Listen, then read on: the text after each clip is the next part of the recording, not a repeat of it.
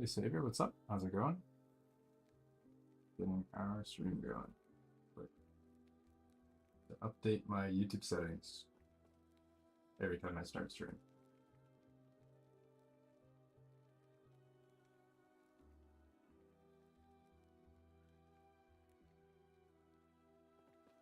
How's your day going so far?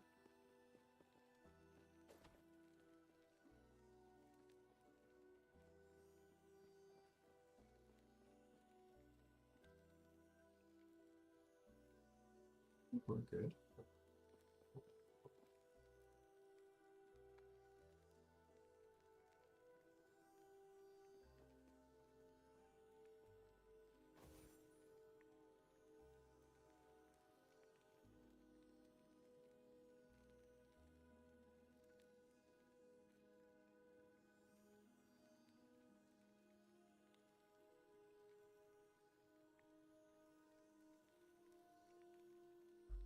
All right. I think we are ready to blast. Let's go. How much favor did I have? Quite a bit. Get a little bit more and then get some prophecies. Cool.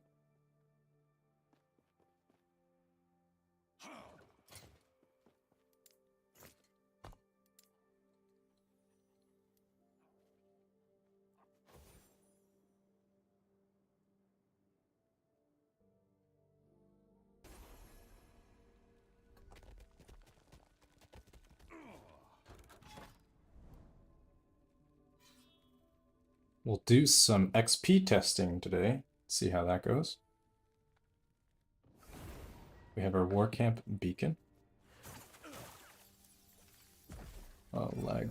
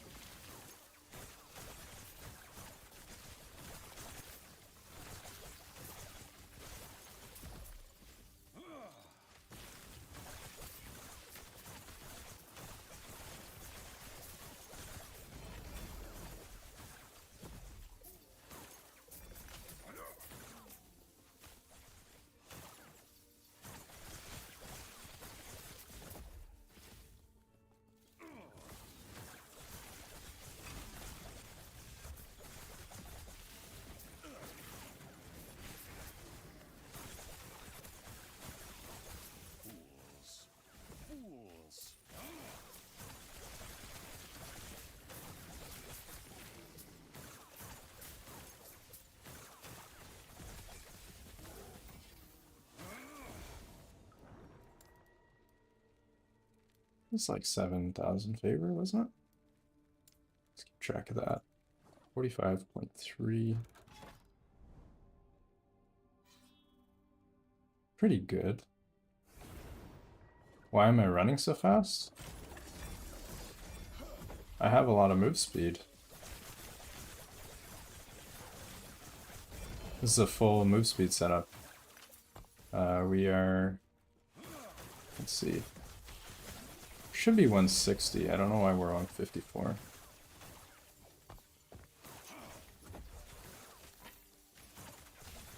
This is a speed farming configuration.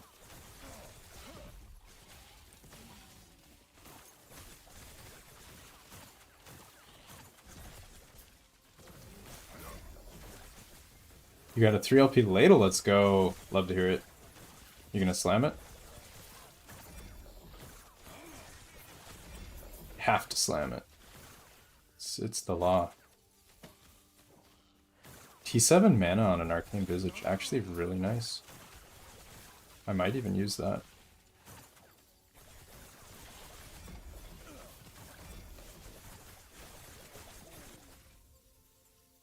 Holy lag on the beacon.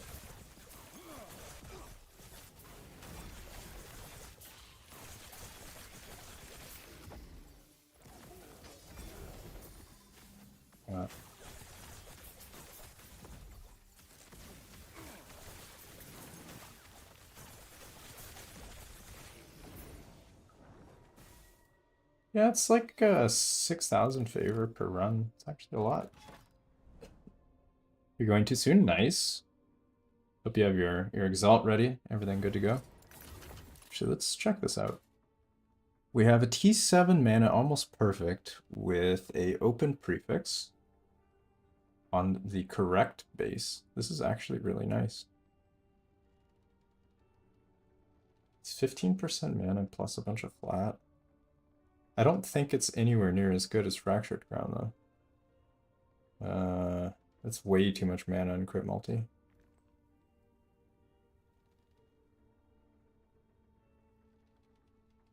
But I'm less likely to die if I make a mistake.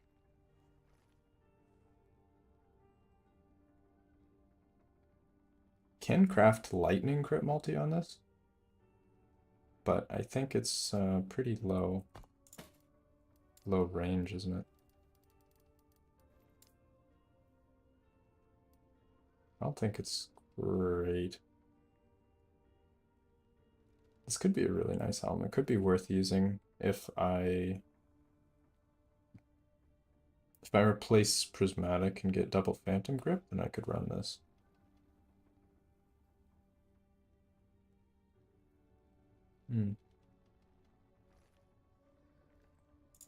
I'll keep that for later.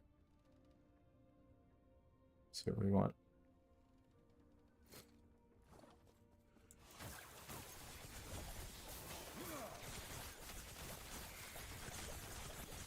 I was thinking about the ladle setup. I think it might be better. Just because you get the proper teleport. And you get a lot more damage with your spark charges. Not sure if it's worth losing the speed though.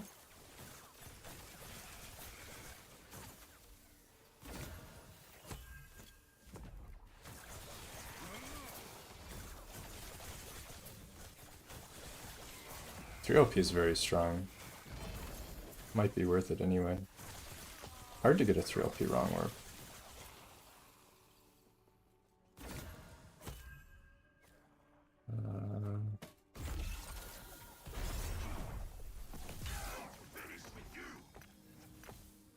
Hey Captain, what's up? How's it going?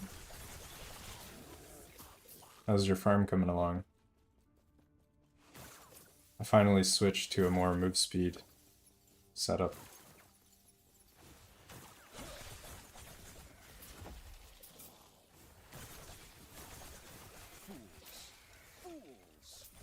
Did you end up getting your beacon farm?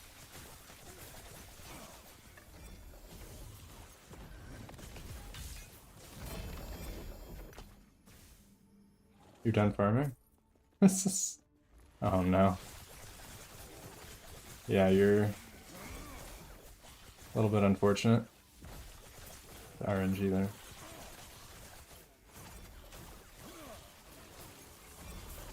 Yeah, it took me... I don't know. I was working on it for a few days, trying to find it.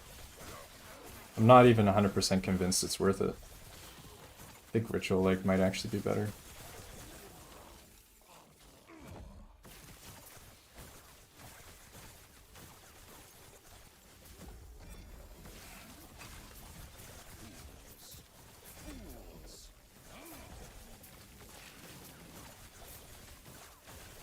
It's always possible.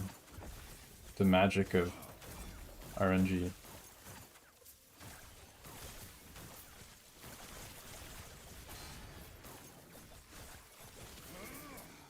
Runemaster dead? Yes. Yeah, Runemaster is like a worse version of Sorcerer right now, I think. There might be some like niche things you can do with Runemaster, but how's my Warcamp farm? It's okay.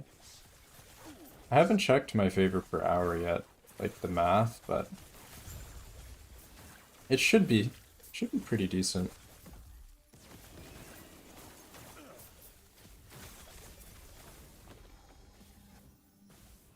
Where can you get the build?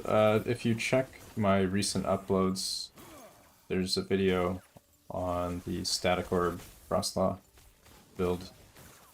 That is this build.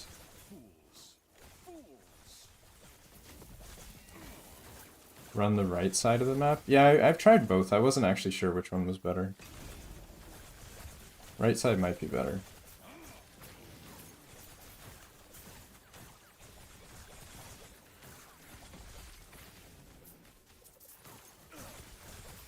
Density's better on the right? Yeah, it might be. Alright, let's compare with the same map just to see.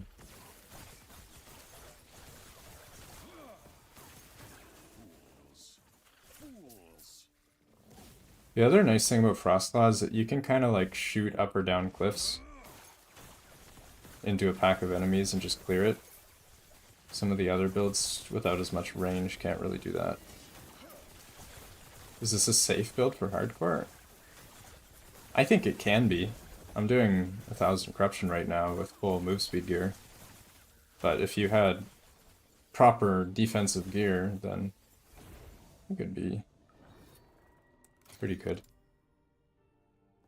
I know there's a few people that come into chat every now and then that are playing this build on hardcore, and they seem to be having a good time. Disintegrate? Yeah, Disintegrate's a big rip. That's no bueno.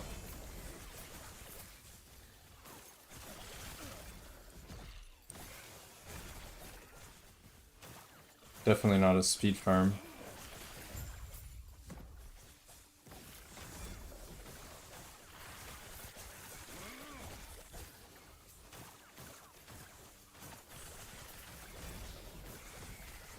Yeah, density does feel better on this side though. Not 100% sure. It might just be like RNG or something. What kind of build can you level with? I have a guide on this build specifically, and I do talk about leveling. You can level with Frostclaw, but it's probably easier to level with Glacier. Just getting started.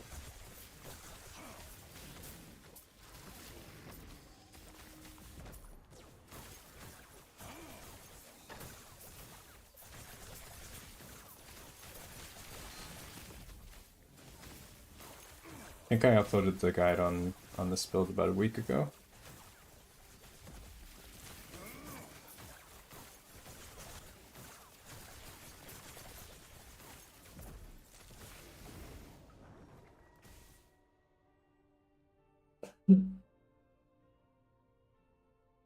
Alright, we started how many minutes ago?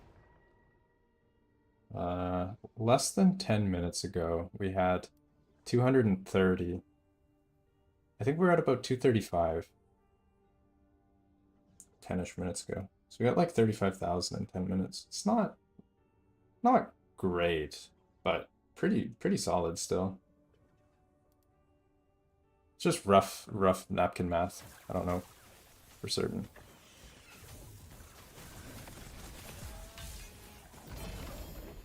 Ooh, double. T7 int, let's go. You got 28 bricks in a row? You didn't get any hits in between that on like different items or anything?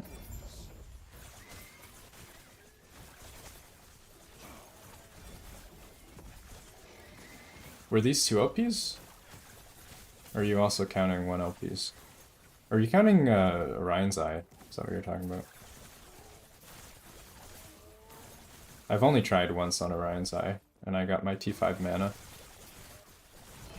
I just don't think it's worth investing in certain things when you already have a placeholder. It's better to do incremental upgrades. Other than Red Ring, that's probably worth. Red Ring's hard to get though.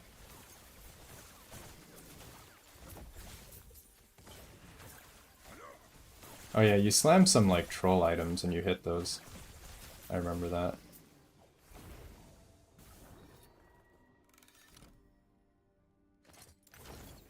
Yeah, our bricks are looking... Oh yeah, we also dropped this just now. T7 mana on an Arcane Visage. This could be interesting. Craft Static Orb onto this. T5 Static Orb. and then roll the implicit. Be a pretty good placeholder. Maybe seal suffix if I have forging potential left. 17 Orions as 4 red ring. And a 3 LP and make oof. Oh, that's pain. That is pain. Oh wow.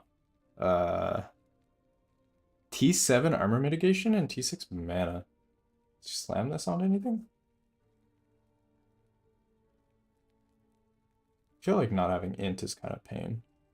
That's a really nice set of exalts though. Some pretty good gear.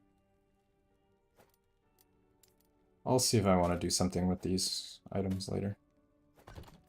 For now, I need to get shards. You could use the gloves, they have a base mana. Yeah, you're right. Actually, I could. That's a good point. Because these are kind of crap. This is what I'm using now. It's only T6 int. I guess it's not crap, it has a lot of armor. It's like 300 armor.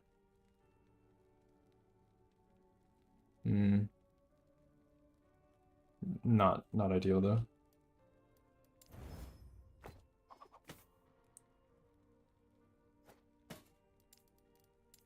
What are the chances we actually hit a fractured with this? Pretty low, I would guess.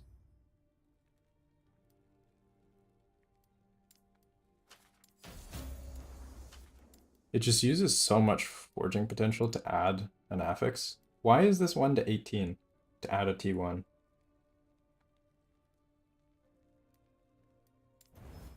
Alright, that's actually not too bad. Not bad.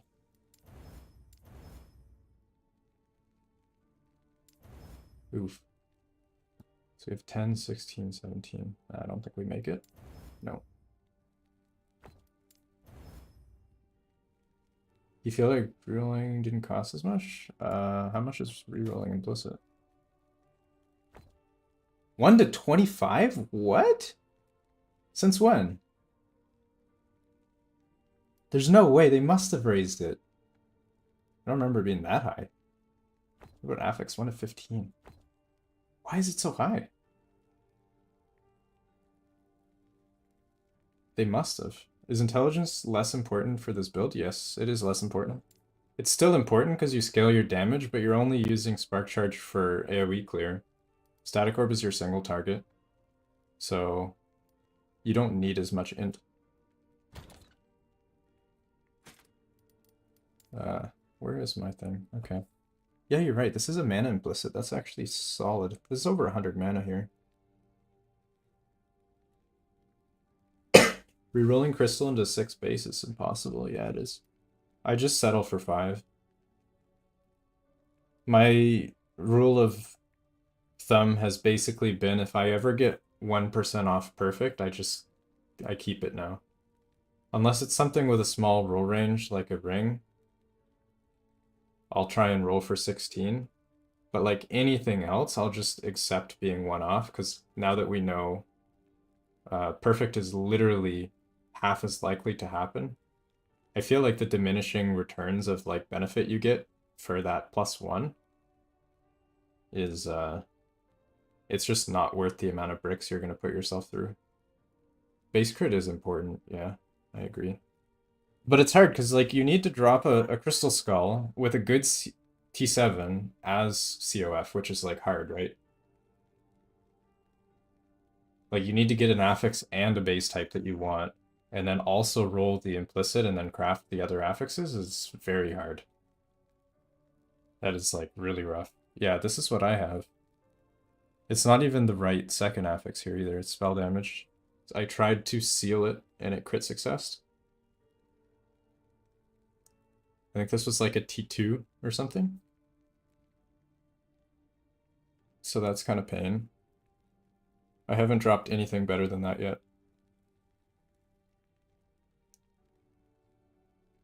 I could actually use these though. This is really interesting. Debating. It is basically equivalent. The This has the crit reduction though, which I kind of need, because I still haven't gotten it on my belt yet. I haven't even dropped another Exalt with this affix. I don't have any bases to slam. For those of you guys tuning in, where's my belts? All these strands of souls, this is my belt RNG so far. Most of these are actually Temporal Sanctum, not Nemesis. Like this is pain right here. Used up all of my, some of them are even 2LP. Used up all of my bases. Quickest way to level up is probably spam running a map with really good density. Either Imperial War Camp like I'm doing now, another one is, there's some forest. I forget what the map is called. That's the one that Willow Marsh, yeah. This is what I did. Where are we here? This is what I did when I was pushing 100. I did Willow Marsh over and over, and I would just reset it and then keep doing to get we get a top 5 mage finish this cycle.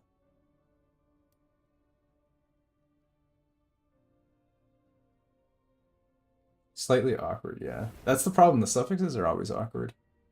And if I seal the experimental, I can never use it as a slam base, and I might want to actually slam it. I don't know what I would slam into. How's it going? Pretty good, thanks. How are you doing?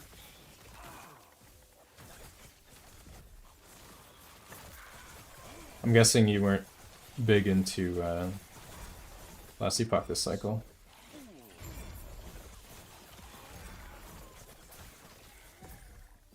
Missing out on all the fun.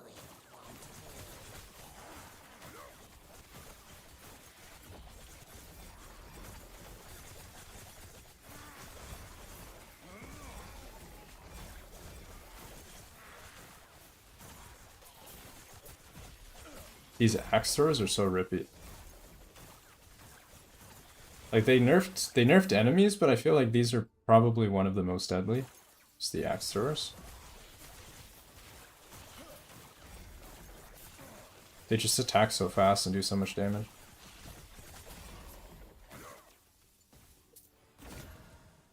Health. Feels bad. Oops. Misclick.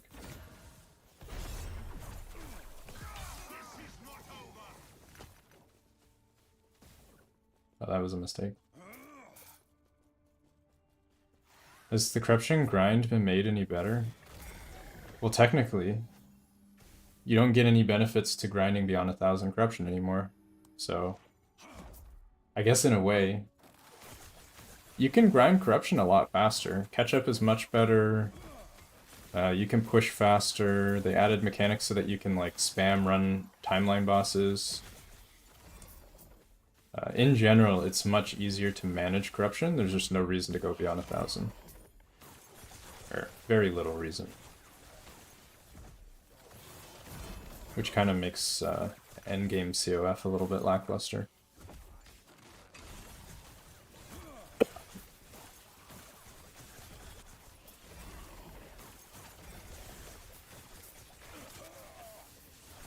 Teleport stun immunity? I think I do have that.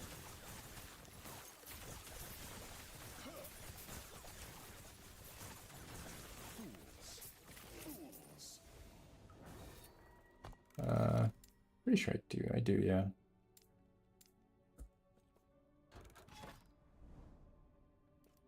We're getting pretty good XP though.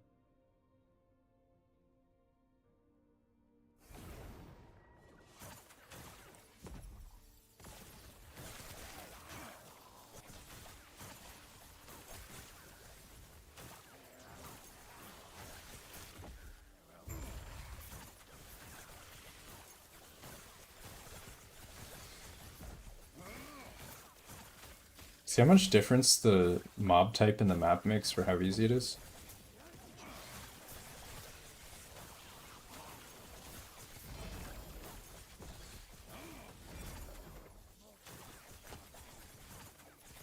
It's like completely 180.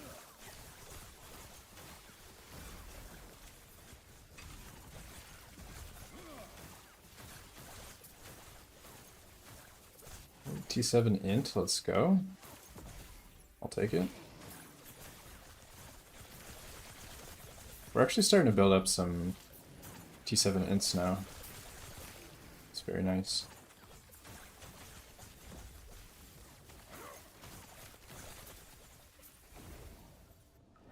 Recommend making the switch? Yeah, it depends. This build has significantly better single target. At the cost of AoE clear, you do a lot less damage on your spark charge. But it's, I think it is worth it. When you transition, you probably want at least 100 int and probably at least 100 or 1300 mana, maybe 14. Otherwise it feels a little bit weird. You can have a gear swap too though for bossing if you want. That's what I did. I have a separate set of gear that I just quickly throw on.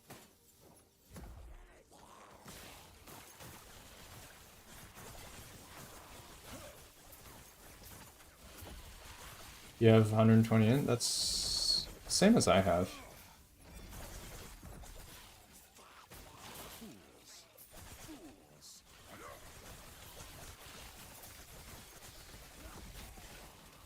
It's also important to make sure you get your rotation right. If you're using wrong warp, you want to make sure you have your movement speed boot buff up when you fight the boss, so that you do a lot more damage. You want to make sure you have slow applied on the boss, so that Arcane Ascendance gives more multiplier. What else? What am I forgetting? Something else you need to do. If you're using Jewelry Ring, you want to make sure you do your burst during that 4 seconds.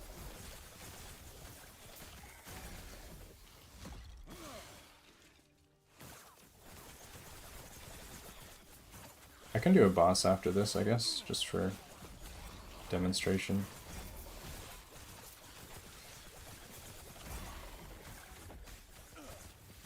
The teleport, yeah. Yeah, the teleport thing is a little bit awkward.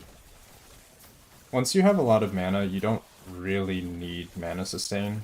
You kind of just get it for free.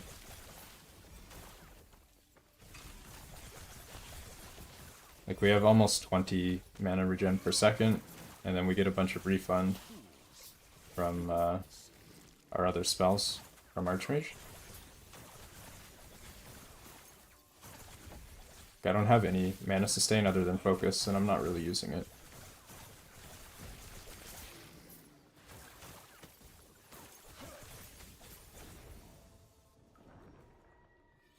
Then with focus, you can just dump your mana and then you recover really quickly. It's like very fast.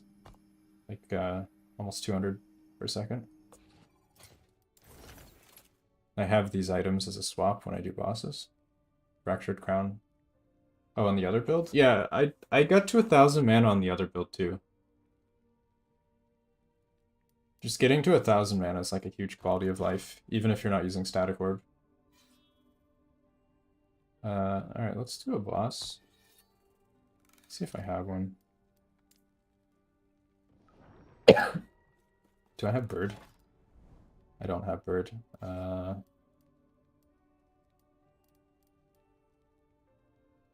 We'll do bird real quick.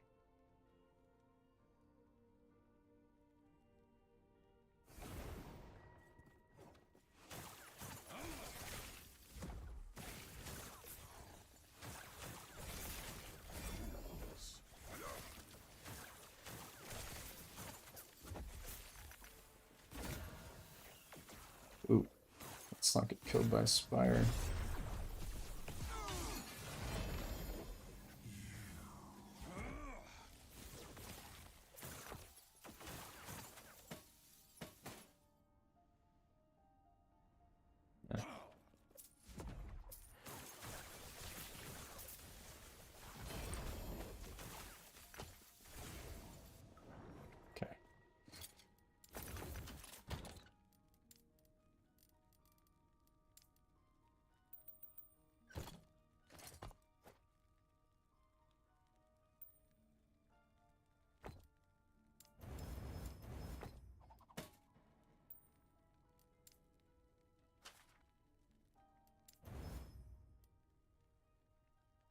Did it actually not add any affixes? Hmm.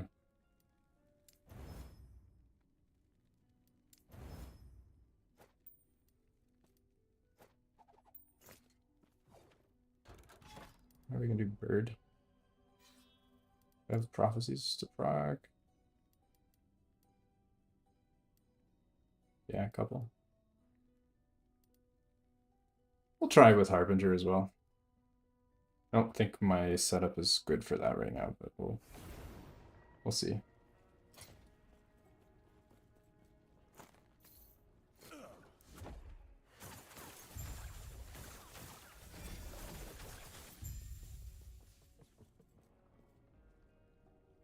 Okay.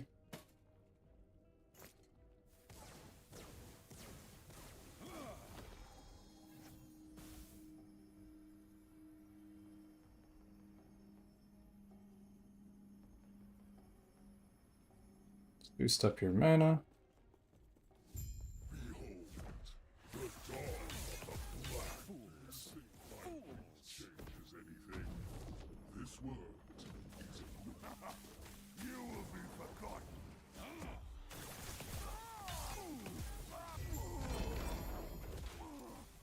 Yeah, get both of them.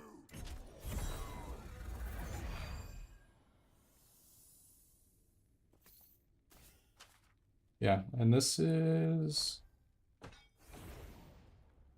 think this is 1,000 corruption. So it's probably as much damage as you'll ever need. What is this? Yeah, about 900 corruption. But that's basically the combo, is you just overcharge your mana. Then you Frostclaw, or Teleport, Frostclaw, Arcane. Frostclaw applies the slows and stuff, and then you just spam the static. And then you go negative, use focus, go back up, and then you can do your combo again, basically. But I just keep these items sitting around. I swap back. You don't really need to swap for anything that's not tanky, but the Harbingers are extremely tanky, so I usually do the swap. For regular bosses, you don't really need to. Yeah, this was a brick. This was also a brick. I don't think I'm even going to keep that. This is kind of a low roll.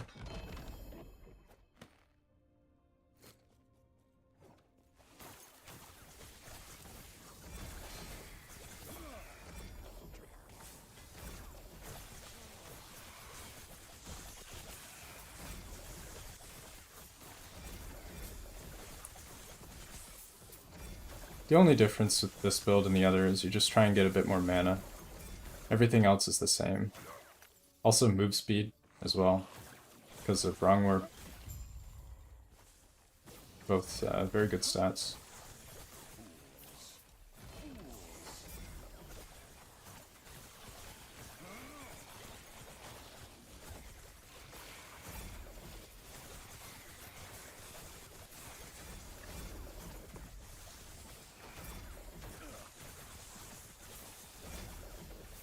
Oh shit.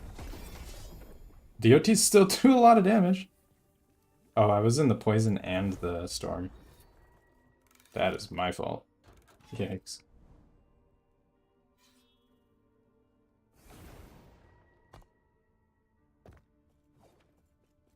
Yeah, don't stand in the DOTs.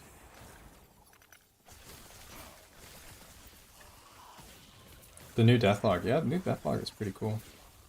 When you die to a DOT, I guess the deathlog is the last tick of damage? 'Cause it's not a hit. Or maybe it's like the total amount. I would assume it was just like the last tick.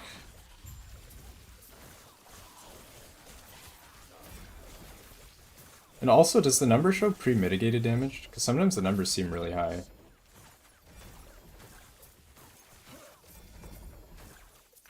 Like, I think I died to the axe thrower and it said it was like 700 damage or something.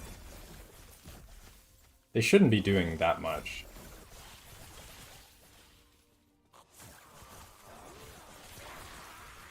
700 seems right for pre-mitigated or the actual hit? I mean, maybe it is the actual hit. Be pretty insane. I guess a pack can basically one-shot you, so maybe it is right. Yeah, they are a little OP.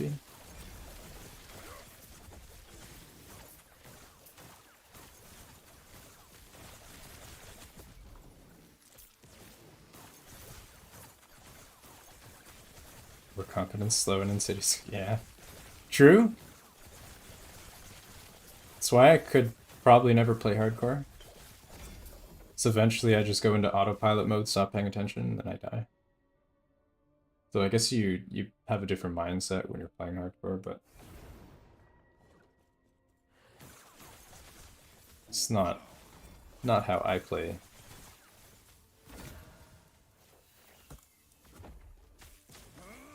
Where can you find it? What are you looking for? The build? Check my recent uploads, the static orb build.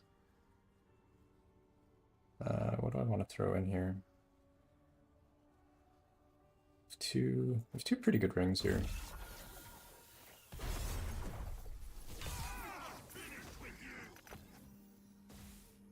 Trying to roll my 2% 8 mana Phantom Grip rings. See if I can get like a 3 LP or something.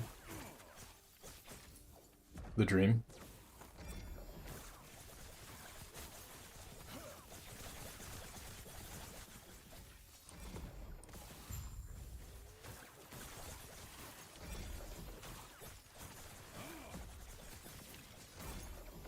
When would I switch to the current?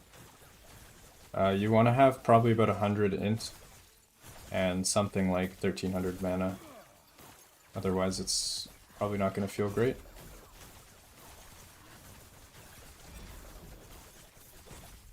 It helps to have the wrong warp as well.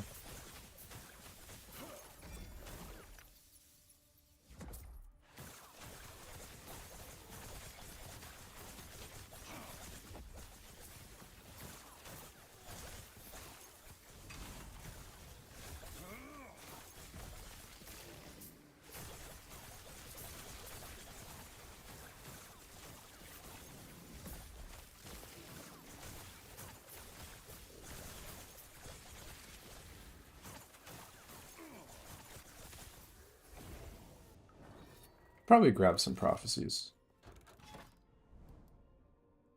Do have a lot of favor.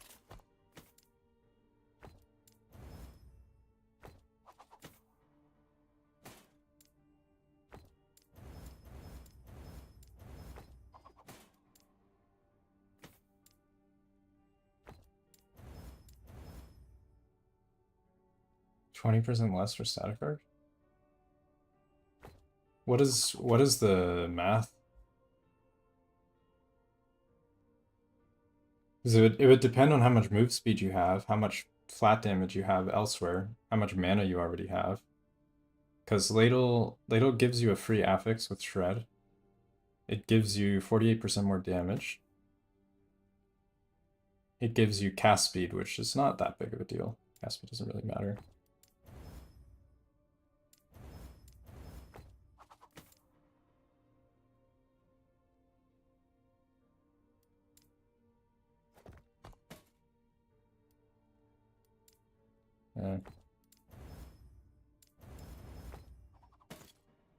How to farm quickly? You do what I'm doing now. You either speedrun echoes or you set up a farm like I have on this timeline.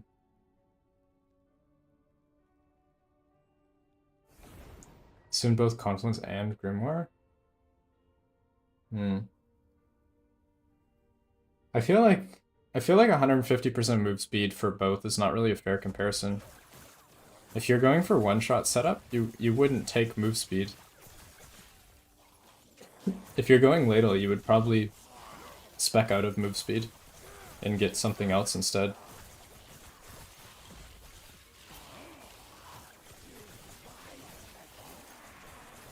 Like, you definitely don't want T7 move speed if you're using Ladle. I don't think it's worth it.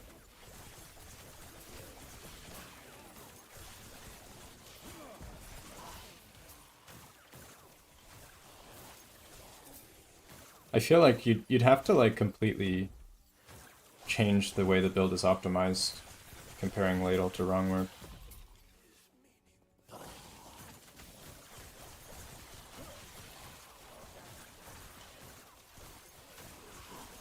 Using Tribo Electrica?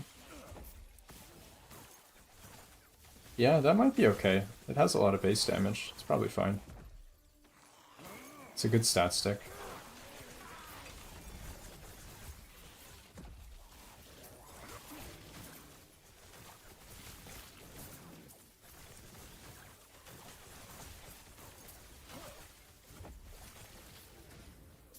Yeah.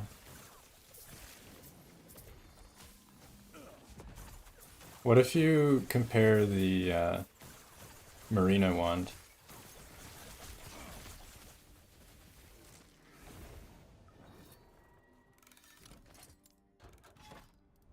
How does that fit in there?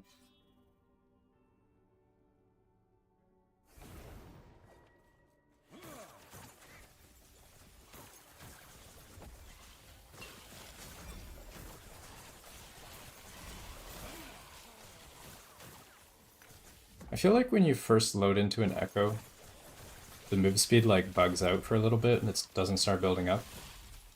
I always feel like I'm unusually slow for like 5 seconds or so.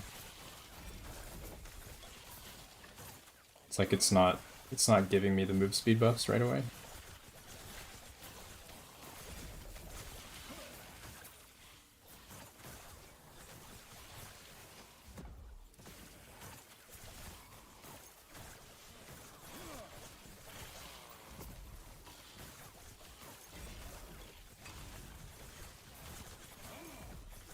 %40 more than Wrongwork, that's pretty big. Even if it's 20.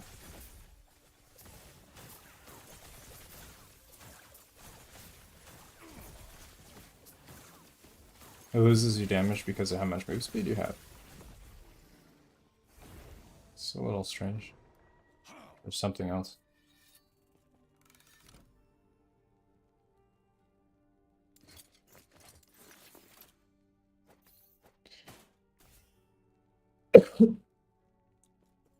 Your Wrong Warp is also pretty good. I don't know if you have a 2LP Marina. Do we go grab prophecies? I kind of want to work on my rings. But also, I still only have a 1 prefix Wrong Warp. Blind is not bad, but I definitely want double prefix. I only have a 1 prefix fragment. I have no T7 Orion's Eye. This is like gonna be hard to upgrade. I probably want a 2LP. Prismatic is crap. Rings are not great. Still have a lot of upgrades here. This could be 2LP. I think the only thing I'm like mostly done with is the relic. Double red ring would be nice if I could get the int on it, but that's gonna be pretty difficult.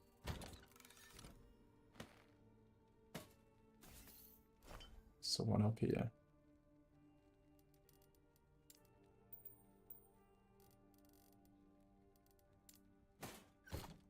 Necrotic damage on belt? Yeah, I guess you do have a lot of necrotic damage. Was the neck also necrotic? Yeah, it is. So you get necrotic from the relic, the wand, and the neck. So you actually have more necrotic damage than you have lightning damage. You literally get more value out of % lightning damage or % necrotic. That's kind of funny.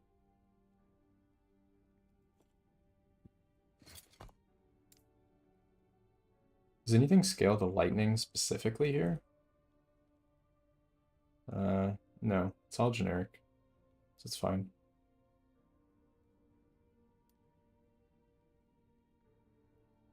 What you should be farming? Yeah.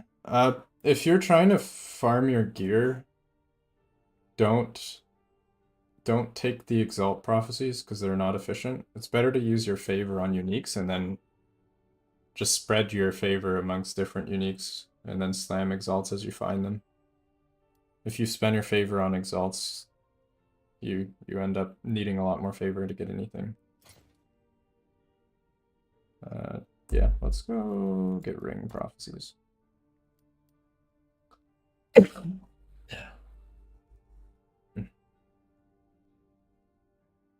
The meteor node. Yeah, meteor. I was thinking that. What if you stack necrotic? You probably could. I was thinking that, but meteor goes pretty well with Velatria already. The Velatria set. And because of the guaranteed crit, you don't really need phantom grips. You don't need helm. You have free crit cap. So you just go lightning meteor, and then you stack int. You get a crazy amount of flat damage. I don't know if it's worth going necrotic. I mean, maybe. Maybe.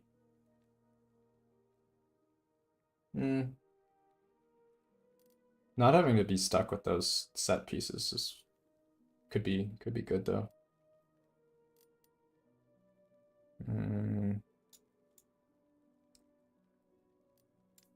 Yeah, because Velatria adds it has up to 68 base, and you can get like close to 200 int endgame, which is 200 flat. So you're like probably around 250 flat damage on meteor.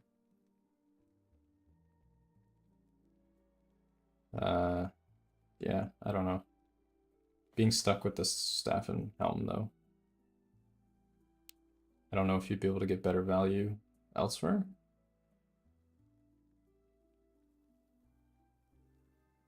Two LP Testament and 4 LP Grimoire, what's better? I mean, better is always subjective, it depends. Grimoire gives you flat damage. Testament gives you a bunch of mana, and it also has flat damage and penetration and resists and other stuff. Grimoire only works when you use a potion, which I personally think is annoying. So I would say the Testament is better, unless you miss your slam. And then I'd probably go with the Grimoire. I think we're going to take amulets as well. What I've been finding is that when you're rolling prophecies now in 1.0, 1.1, I guess, since our favor generation is lower than last season, it's more worth it to be less picky with the prophecies you pick. We're also lower corruption too. So like I've been taking some dungeon prophecies as well, just to save on reroll cost. It's like before at 4,000 corruption, like I get a lot more LP bonus and I farm really fast. So I can be kind of picky, but now the LP bonus is reduced. So I think the reroll cost becomes more relevant. Like this one. I think I do take. We lose something like 15% LP. So if you spend more than 15% of the prophecy rerolling to avoid like dungeon that you would do anyway, in that case, I think it's worth taking dungeon. And 15% of this is like 1,000 favor, so 3 rerolls. If it's taking you more than 3 rerolls to get the prophecy, it's more favor efficient to take dungeon, I think. At least that's my napkin math on it.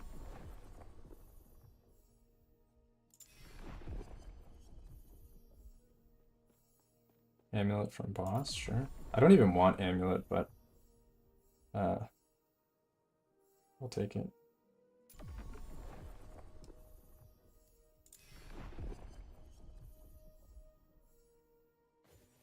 Last season I was very picky with my prophecies. This season I'm trying to reduce reroll costs on waste.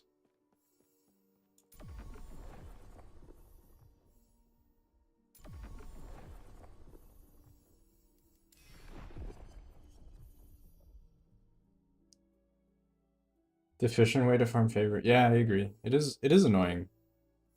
I feel like the most efficient way should just be blasting through echoes as quick as you can. Like maybe echo, they could shift some of the XP onto the echo completion itself rather than being so much into the monsters.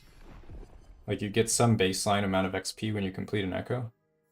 But clearly they don't want that because they nerfed XP tomes. If they did want you to get XP from running echoes, then they wouldn't have nerfed the tomes, right?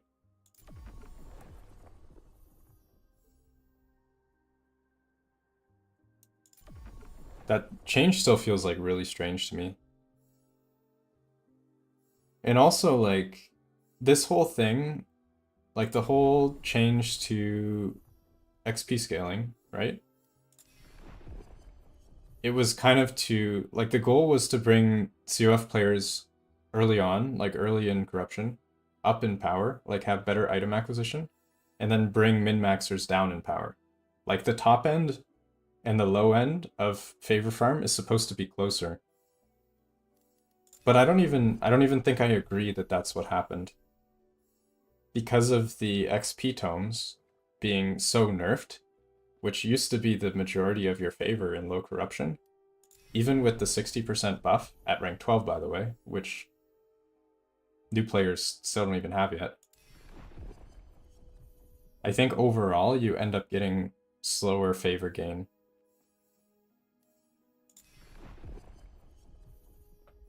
Like even under 300 corruption, I think that your favor gain is slower. I'd have to math it though.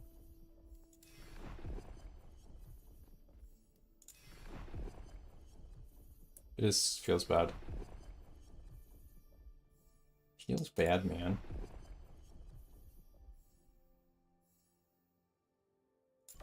Spending all my favor on amulets. This is not what I want. Not about to reroll over them though. I could also take exalts or rare. The rare ones are also worth grabbing when you're rolling. It's getting all dungeon too. CoF rank 12 just comes too late.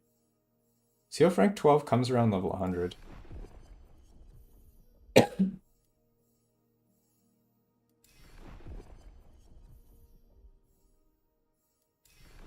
Which I guess could be too late. I don't know.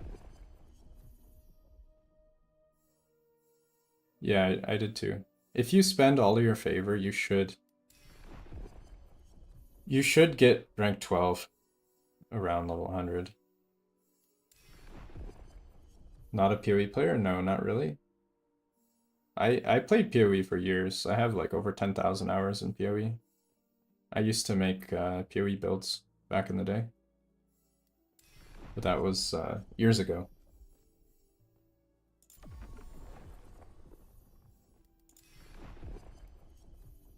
I think I probably still have some old YouTube videos of that.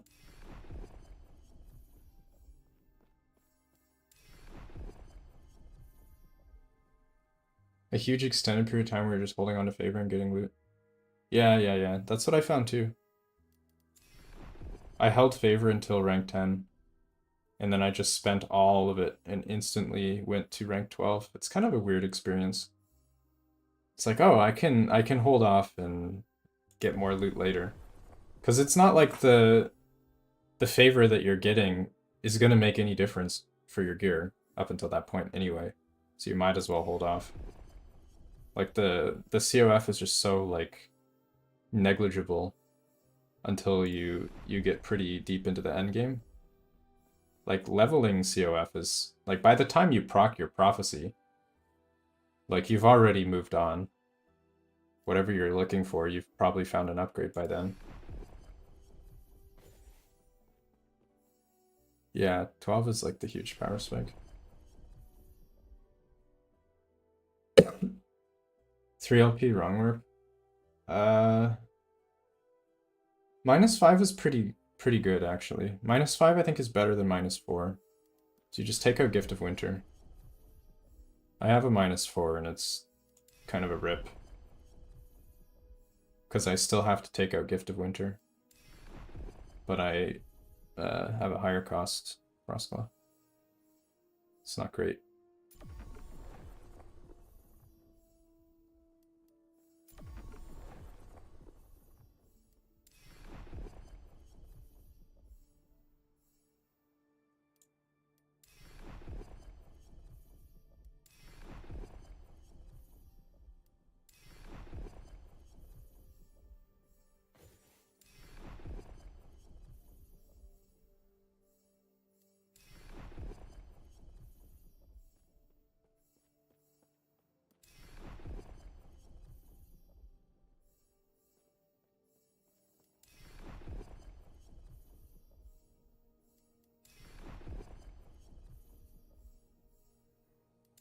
Damn game. Where's my rings? There we go.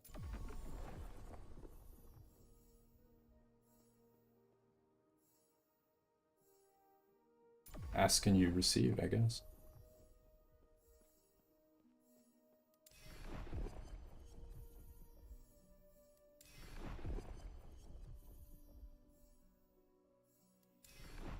If I do the boss, it uses up the echo modifiers, right? I'm almost certain it does. So I'll need to go find another deadly modifier for my war camp farm.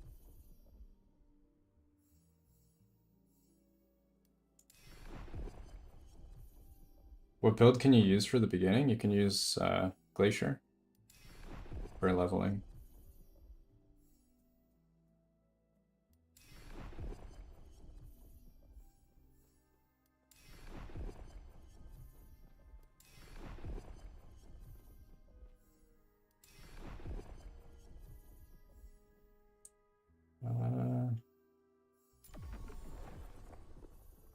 Probably gonna get some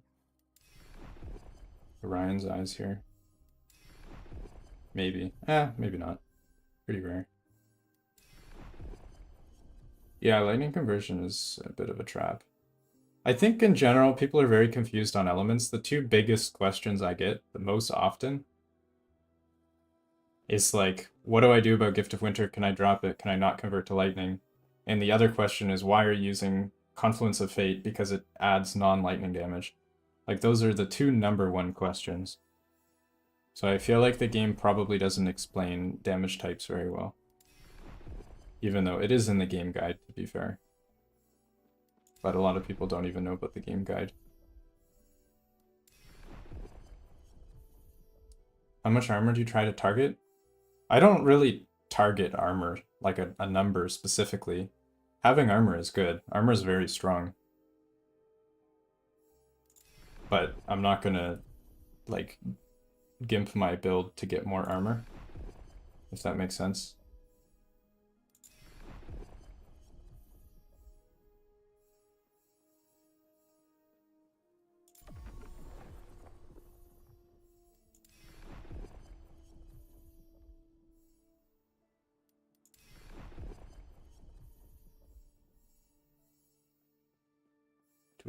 Do we care about shade?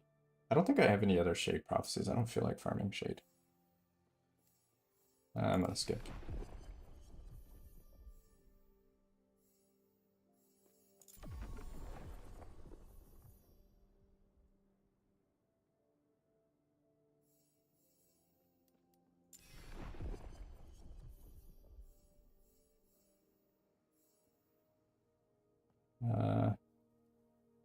It's slightly not enough favor. I'll leave that. What do we have? Rare enemy. We have a couple boss ones. We'll do boss. These generic ones we'll proc real quick. So I don't think that we're gonna get any boss in the Imperial War Camp farm. So we're gonna go check out my new favorite way to proc the boss things.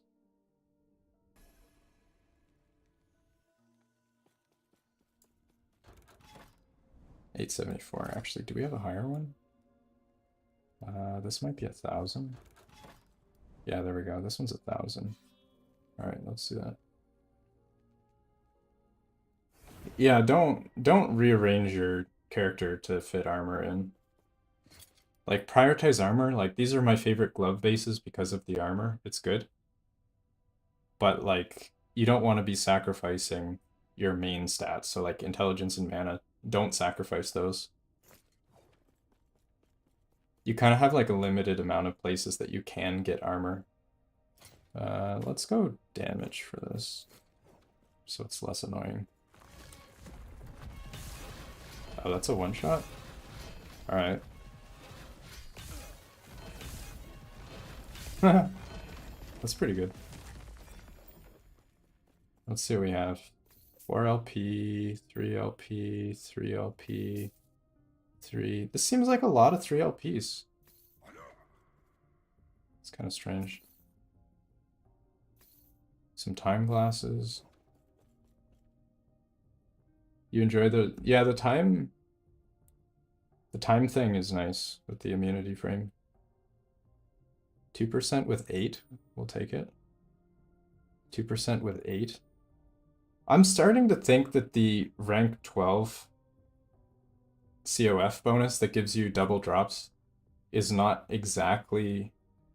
Like, it feels like the rolls are always very similar. I mean, I'm probably like tinfoil hat, but like whenever I drop 2 of the same thing, it seems like they're extremely similar. Like, it could be how the rolls are determined. There's some like weird stuff going on. I'm probably just like making it up. Like, the numbers always seem very similar. Like, these are almost identical. 45 versus 47. 1, 1, 2, 7. Like, it's really weird.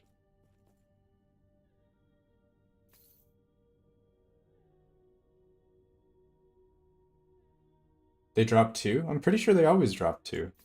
I don't remember that being different. Wait, we don't care about 0 PSRian, do we? Not really.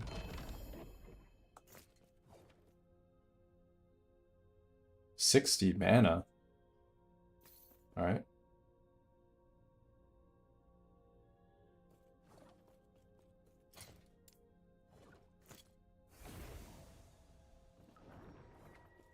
Alright, let's go again.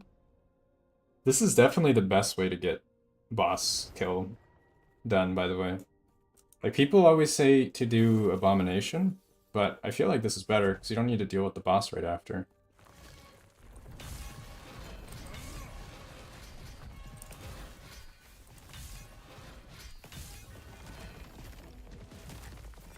It's pretty nice.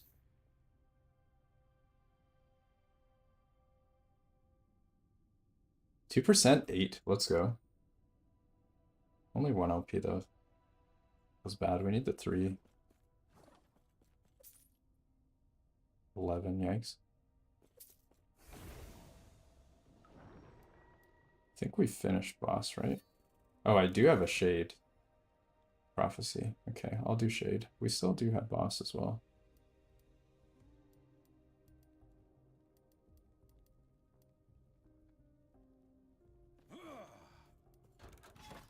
Yeah, it is. It does feel like that. I mean, I know there's like confirmation bias, but it is a little bit weird.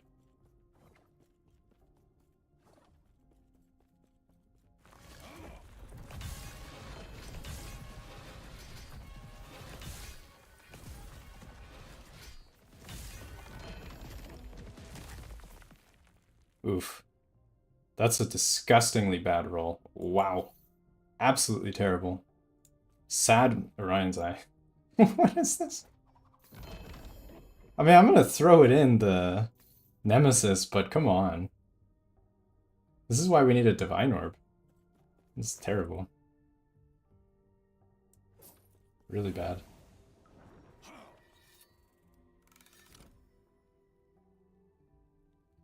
Frostlaw starting out is very weak and empowered.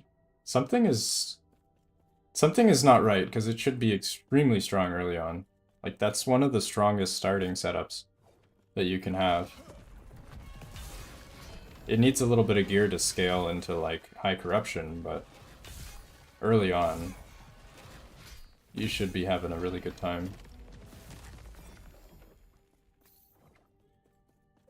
That was at least my experience and everyone else I've talked to that's done the build.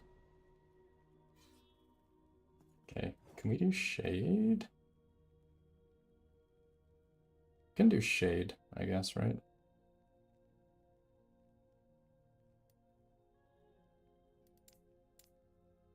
Yeah, we'll do shade.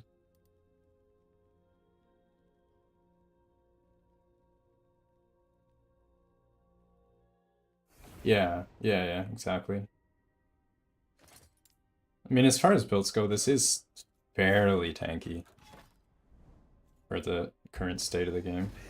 Oh, I don't have enough mana for this, do I?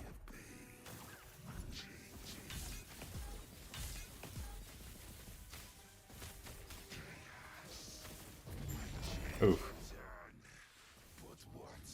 I almost messed that up.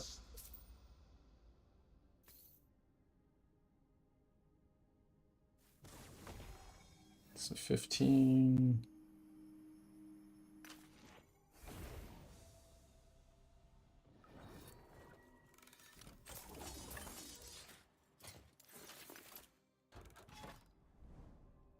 This is the... Oh no, this is my highest timeline now, isn't it?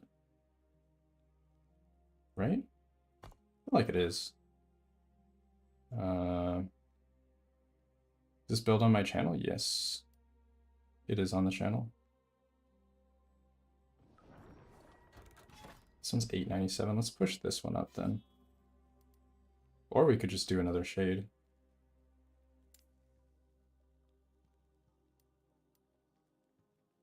Yeah, why not? We'll just do another shade.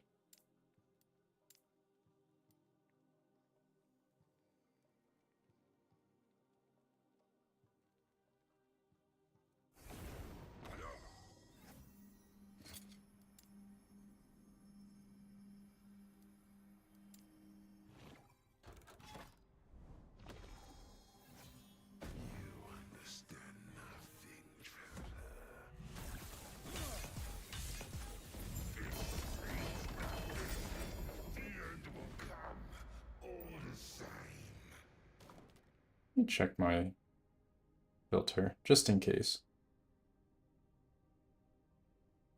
Filtering out anything we actually want. No. Alright, I think we got all of our boss and shade kills done already.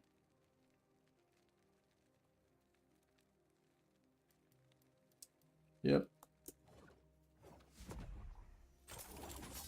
Yeah, speccing into the one-shot is nice. Was very happy with it.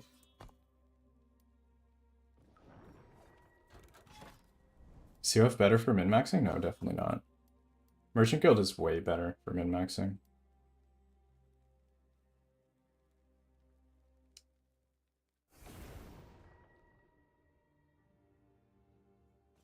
Oh, let's swap.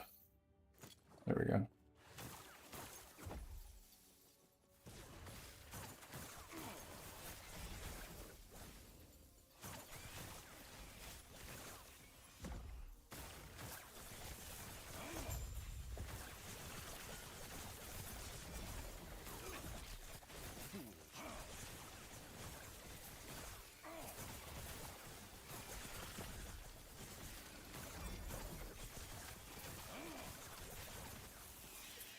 MG has much better game design. MG doesn't really have game design.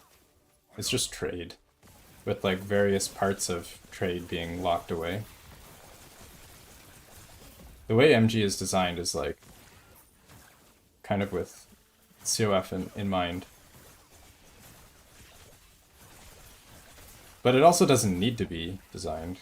It's like trade is like kind of a classic thing. The market is just itself. Oh, that's annoying. Just gonna pick up everything.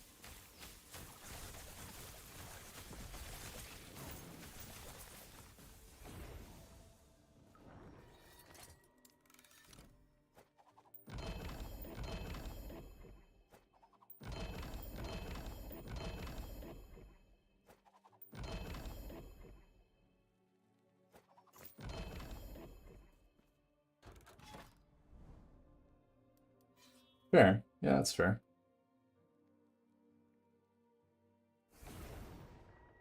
Takes 4 seconds to kill mobs with the basic setup. When I first leveled with this build, I think I was in Empowered by like level... Oh, rip my keyboard. By like level 70 or 80.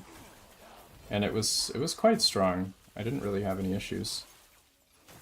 Your gear might not be optimal. You do need a lot of base damage until you have like Enigma and Ladle and all that stuff. 2 and 5. Yeah.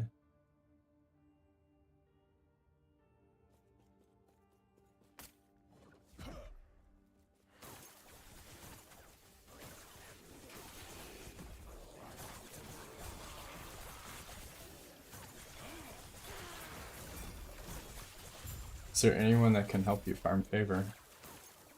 Can try asking in global chat. Let's say like anybody free to have somebody leeching XP or something. I don't know. It makes monsters a lot tankier though, so.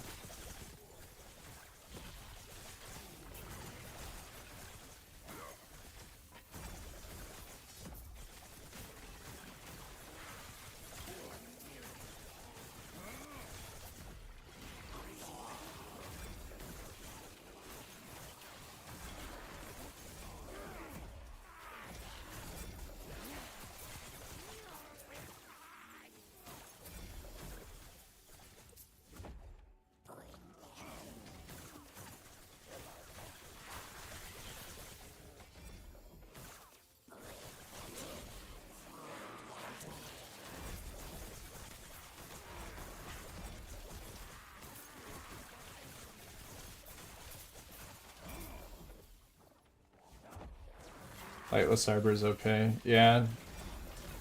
Due to the gold dupe, I agree. It kind of just makes it way too cheap. There's like no cost to doing Lightless Arbor after a gold dupe. Then all Merchant Guild players just end up having insane gear.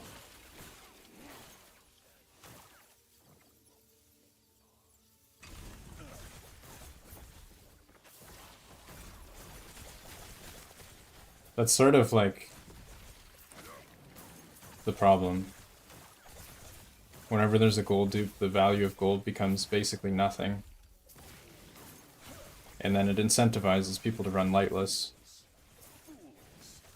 which floods the item market with a bunch of stuff from Lightless.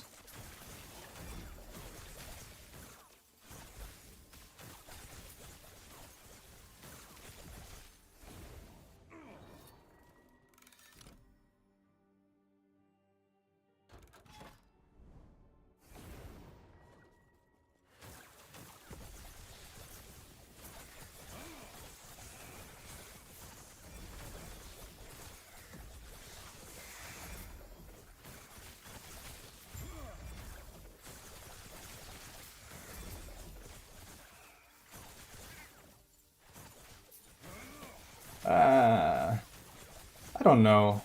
I mean, it helps with... It is like a balancing measure. In a way.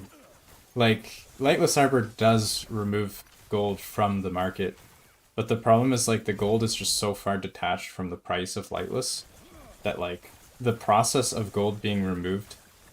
Like, that's the thing, is, like, Lightless Arbor removes gold from the market, but the process of that happening ends up flooding the market with items.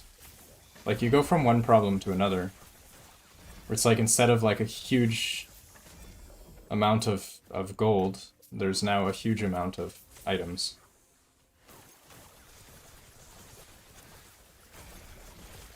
And assuming people are playing the market correctly, the power level of everybody goes up when there's a gold dupe.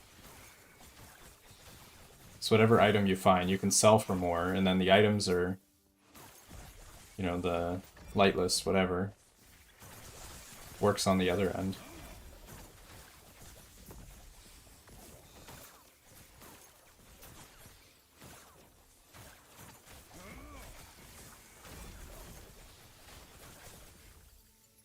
Lag.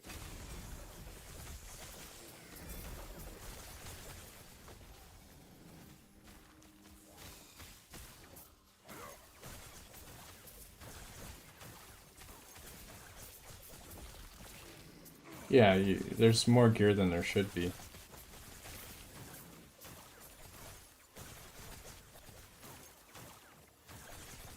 It's like, when you're playing the game normally, you're running echoes or whatever, like, Merchant Guild doesn't drop that many items.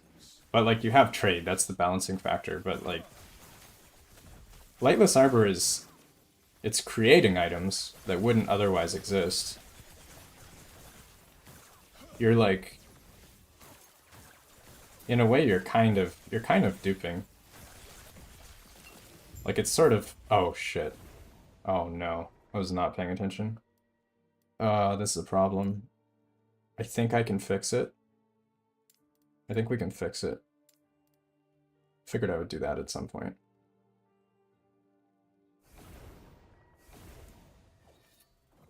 Can I share my current build? Check my recent uploads.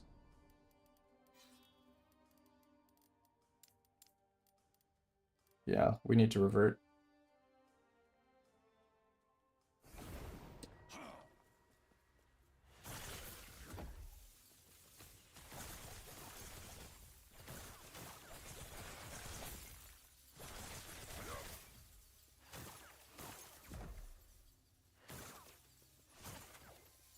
Stays outside of the circle? Yeah, true. That's probably what I should be doing. I mean, I was fine for a while, but I'm like streaming and whatever, not really paying attention. Eventually, I mess up.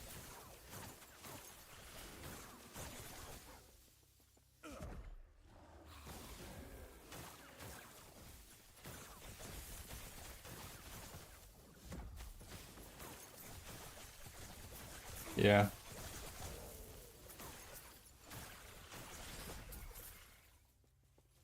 Yeah, I already thought of this happening. Why I saved that reset node. I figured it probably would. The annoying part is I lose my deadlies. I feel like I might as well farm some belts while my beacon is ruined, right? 'Cause it's gonna be a while until I can set that up again. I feel like we should farm some belts.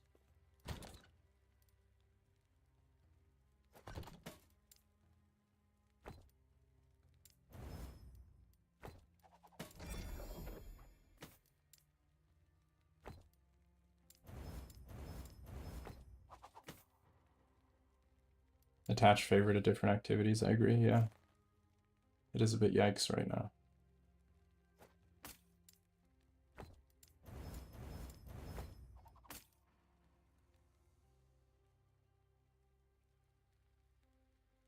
How do I know when to portal out? At some point, Beacon stops giving you XP. I don't know exactly what determines it, but I usually try and portal out before it's at 50%. I don't know if there's like a more precise thing you can do.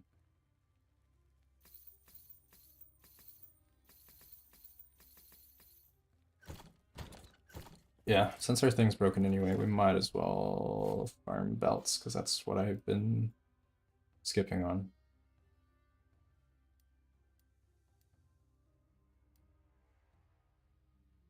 Yeah.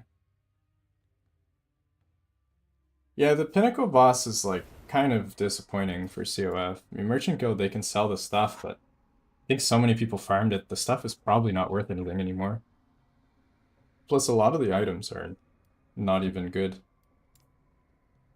Do I need to go Fractured to kill Harbinger, do we think? I'm not actually sure.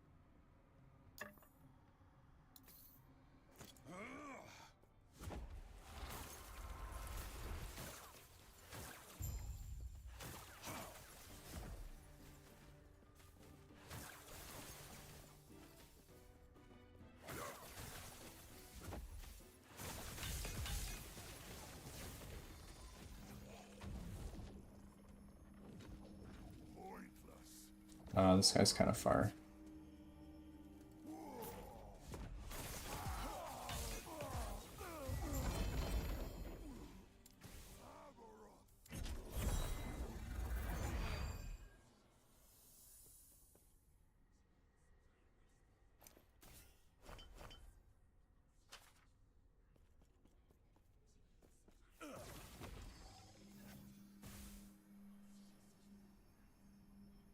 Yeah, I guess a Nihilist could be good. Maybe. I could see that. They really need to add a stash after the boss. It's so annoying. I need to go get things to use Glyph of Envy on, so I have to go into a map, leave, just to get my stash. I mean, you can put a portal up before you kill the boss, but I always forget to do that, so... Plus that seems unintended anyway. This is pretty annoying. I think this belt roll is too low to be worth using.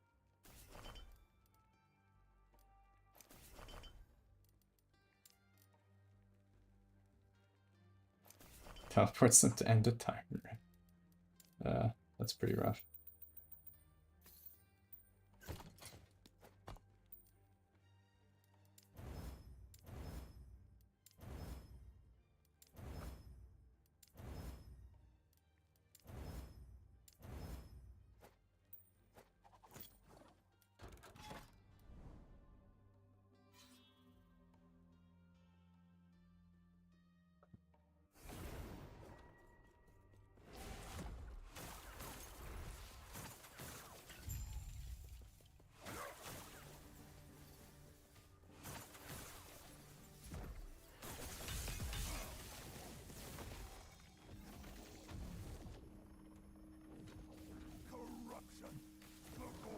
It'd be nice if you wouldn't stand right in the poison.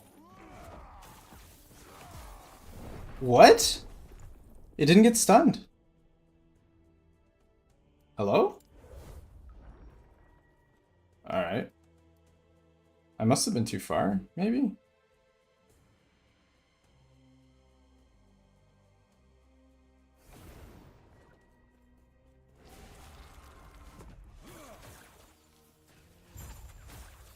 I mean, it's never an issue for me. That's the first time. I think I might have just been too far.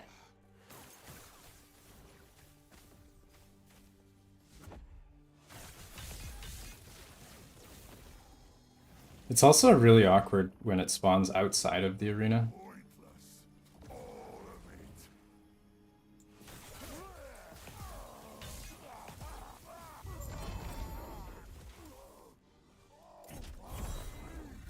I wish I could make this prompt not appear every time.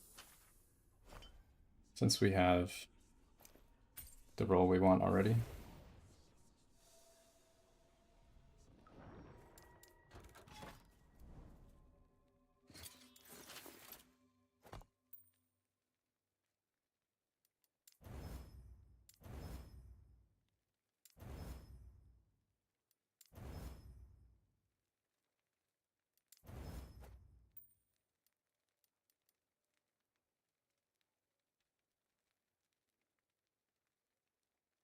Without Fractured, it'd probably still one shot.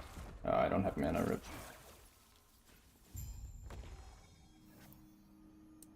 We don't need that much mana to kill this guy.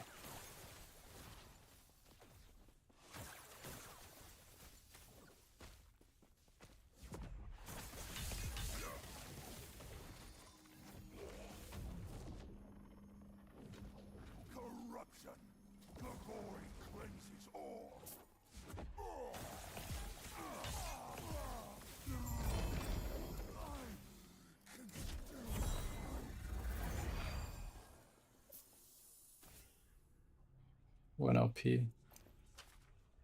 It's a decent roll.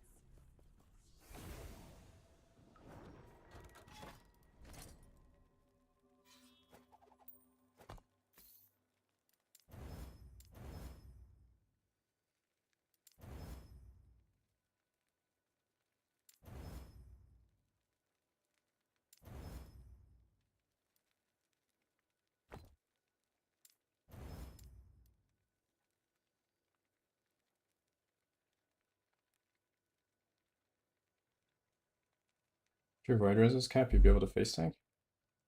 It's kind of surprising. That does a lot of damage.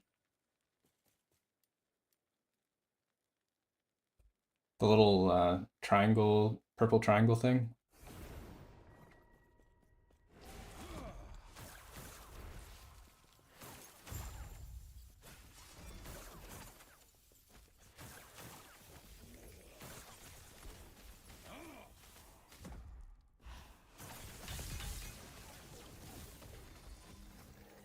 The Void Crystal. Yeah, I know what you're talking about.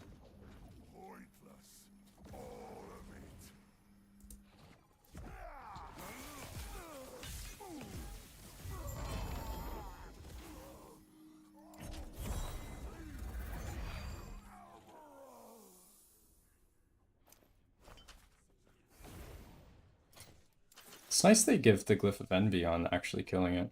It's kind of like recycling in a way. You get more of your stuff.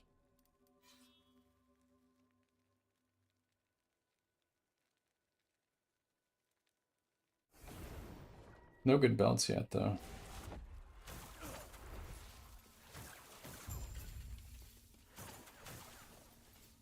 Not sure 1,000 or 1,800. It's a pretty big difference.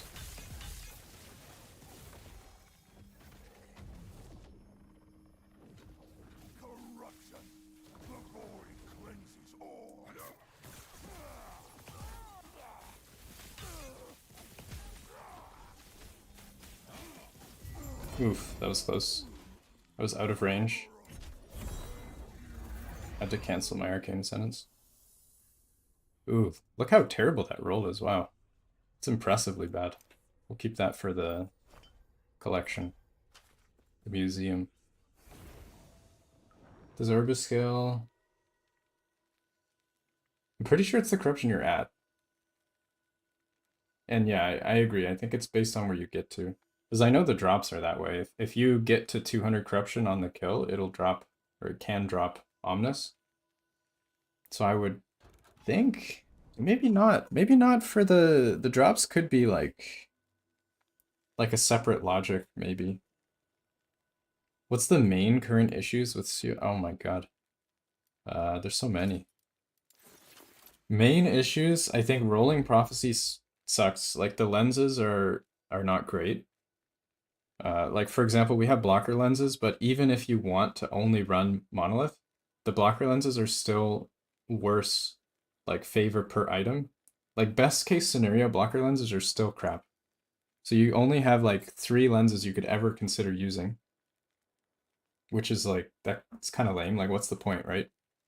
Then there's a bunch of prophecies that suck. Like the Weaver prophecies are generally crap. I mean, I guess maybe you want them. The LP prophecies are like mathematically terrible, especially with Nemesis like kind of devaluing a little bit. Then what else? 2 lenses are, yeah, mandatory basically. What else? The filters are insufficient. We don't have any way to filter specific unique items. So I have this like mess of a filter that like half works and it isn't like super reliable, but like these are all unique rules, like individual unique items. And some of them have multiple because they share a base type. Like we need better filter for CoF. I also think the favor farm is like really bad, especially with the XP tome nerfs. Early on, you just get completely wrecked. Like it's really bad. You don't generate anywhere near enough favor until higher corruption. And even then, at the highest end, it's also lower than before.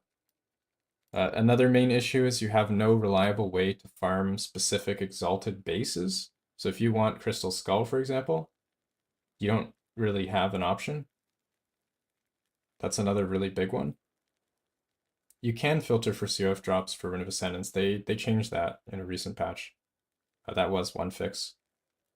Rhyme and Wealth are required, yes, exactly. But yeah, if you want a base type like Crystal Skull, you're kind of screwed. You can't do anything. Or Eternal Gauntlets. I think experimentals are still in a really bad spot, even with the changes. I don't think it's like reasonably farmable for most of them. I think the boss drops are actually not in a terrible spot right now. It could be better, but I think it's fine. What else? I guess I can keep going on exalted items. The price of exalted items for prophecies is almost as high as unique items. They're way, way too expensive. Because like for every unique you slam, you have to go through so many exalts. Like the chance of getting an affix you want and then that affix being high tier, even with all the CoF perks, is like really bad. So I think the price of exalt prophecy should be much lower. Or I mean, you could make uniques higher if you think CoF's overpowered, which I disagree, but yeah. And then rerolling in general, the quality of life, rerolling itself is a pain. That's another one. Oh, this is weird. It didn't give me another affix. There.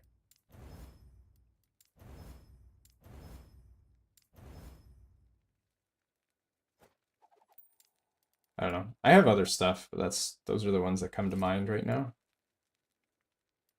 I think those are the big ones. Also, stash space sucks for CoF. We just don't have... Like, we have to hoard so many items if we want to craft legendaries. Like, just so many copies of exalts and uniques and stuff. Like, we have to constantly be buying new tabs if you ever want a chance of making endgame gear, let alone for multiple builds. Then you're just... Like, I'm being much more picky this time, and it's still a little bit awkward.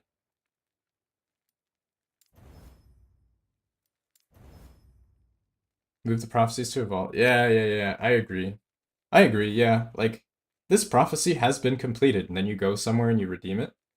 I mean, it would be a little bit weird with the lore, I guess, being like, I mean, I don't know, maybe. Maybe it's fine.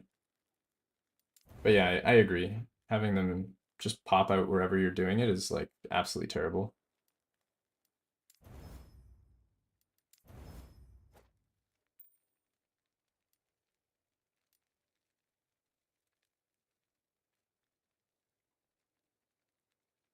If I made a guide on farming timeline echo rewards,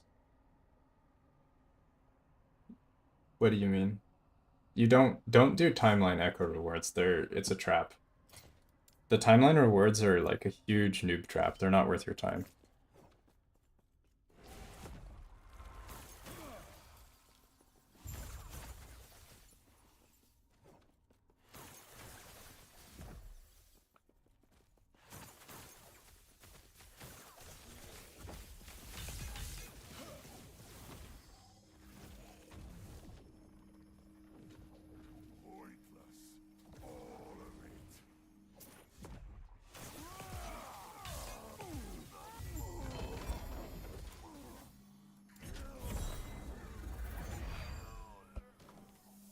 Yeah, I did pick up a lot of T7s last cycle. I got more and more picky as the cycle went on. And at the end, I had like 200 tabs full of like mostly good stuff. Like I was not keeping garbage.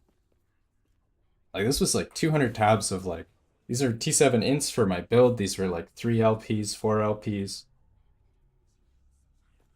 I mean, I know I'm like a little bit of a hoarder, but still. If you want to get prismatic A's, what do you farm? You farm favor.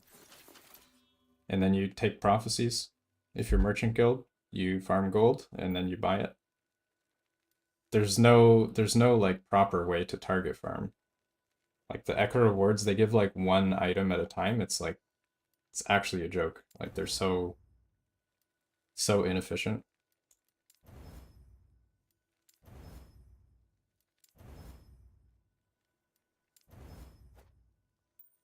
Oh, I think I'm full again. Yeah. Oops. Kind of wasted some Glyph of Envies there.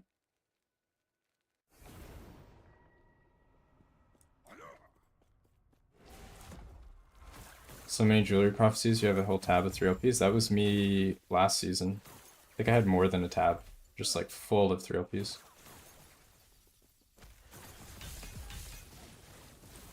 Nothing useful, just collecting.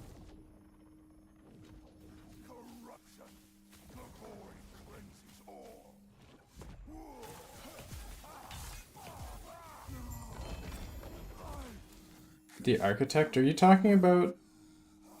Are you talking about a mission? Like the mission zone? I haven't really considered the mission, but you could be right.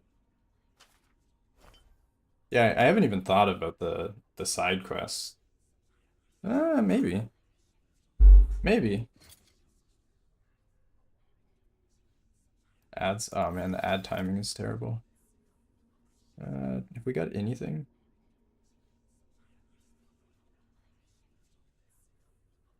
CF go for unique helm prophecies. Helm percent blessing doesn't really matter that much, but yeah. Unique percent blessing does not work either. As COF, you always want XP blessing. Unique is like garbage because it doesn't work for like specific drops that have like drop tables. Only take XP.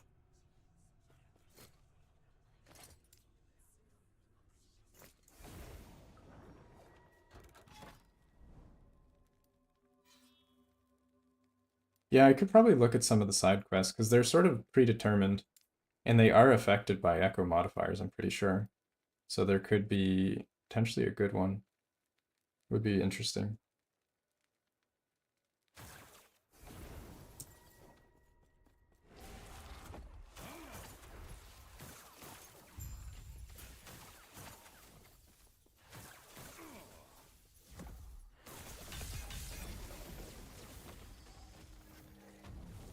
Time to do science? Yeah. I don't even think it would be that big of a deal. It's no worse than the current reset thing we're doing already.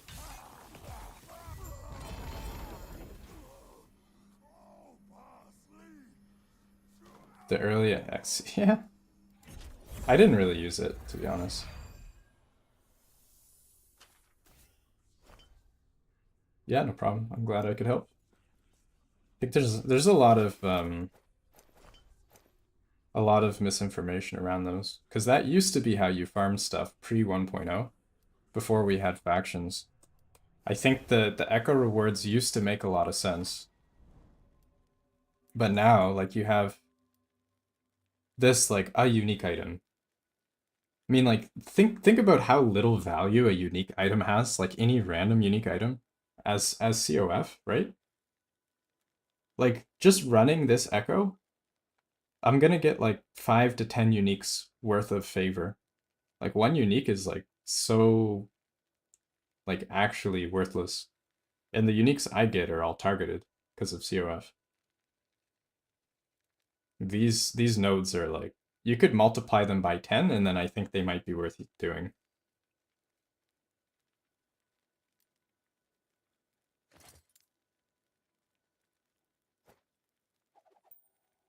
I'm gonna have to pick up more garbage for Cliff of Envy here pretty soon.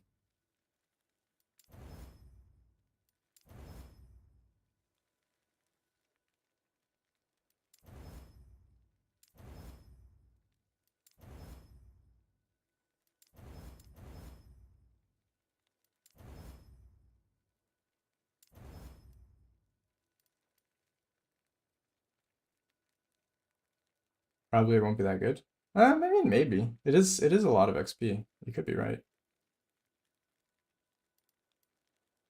I don't know.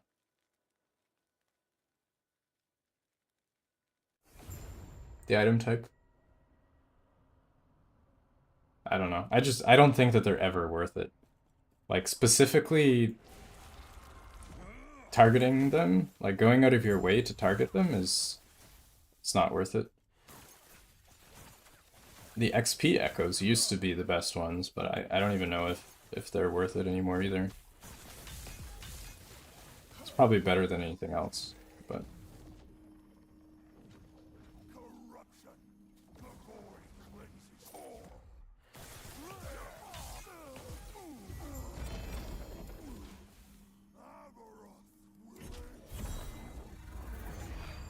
what nodes should you be running? I don't think like don't worry as much about nodes, just try and farm what you're doing. Like avoid arena echoes, trying to go towards the shade if you're pushing corruption. Like in general, like don't worry that much about rewards. It doesn't make that much of a difference. I still think XP tomes are probably the best for COF, but it's a little bit pain now compared to before. Where's the belt? It's from this boss that I'm doing.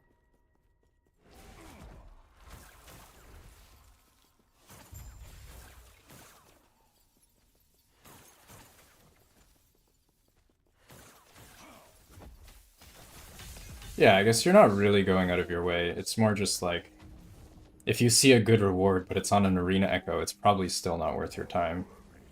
Or like the pathing is weird. Usually when I'm running echoes, I try and focus my pathing on just avoiding arena. That takes a lot more priority over picking rewards. So arena's just so bad that it's not worth it. Avoiding beacons. Yeah, I used to avoid beacons. I don't anymore.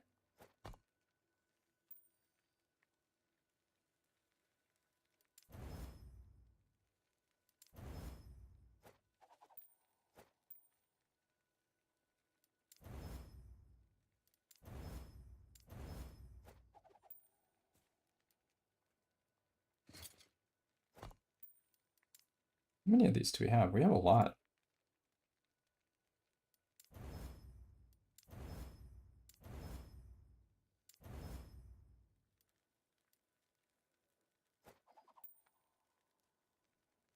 Focus Rune of Ascendance? Yeah, maybe. Maybe. I don't know. The value... Wait, is there a specific Rune of Ascendance? No, I think it's just runes, isn't it? Just rune reward. I don't know. How can you tell if it's arena? If you click the node, it'll tell you. It says Woodland Arena. The arena nodes also give less stability. You can see the bonus stability is up to 56. This one's 98. So usually when I'm running echoes, I'll look a few nodes ahead. And like, if I see like a dead end, and by that I mean there's an arena, I won't continue. I'll take a different path. I always path to avoid arena. Because like the time efficiency of arena is just so bad that it's like, it trumps any rewards. It's going to be much worse. Are there any echo types that give more XP? I don't know. I think some echoes are better than others.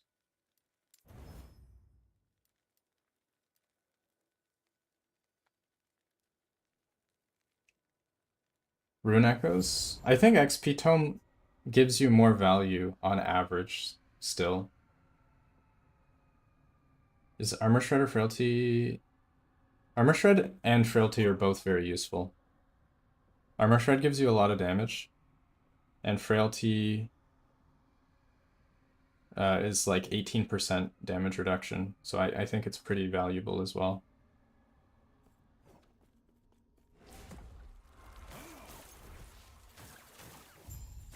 For the one-shot setup, it doesn't matter. So if you get hit, you're probably dead. But for the echo running, I do think it's worth it. That's a bad spot for it to spawn right behind that pillar.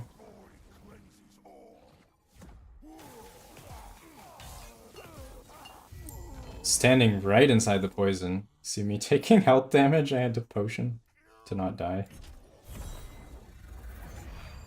It's really annoying.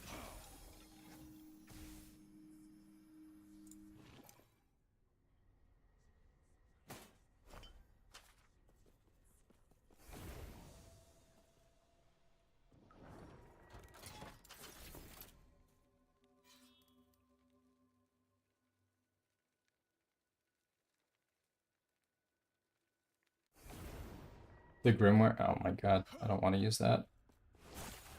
I already have a good storm carved. I can't be bothered to craft another relic.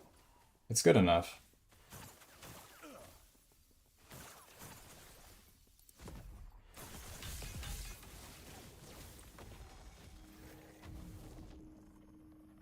Rip.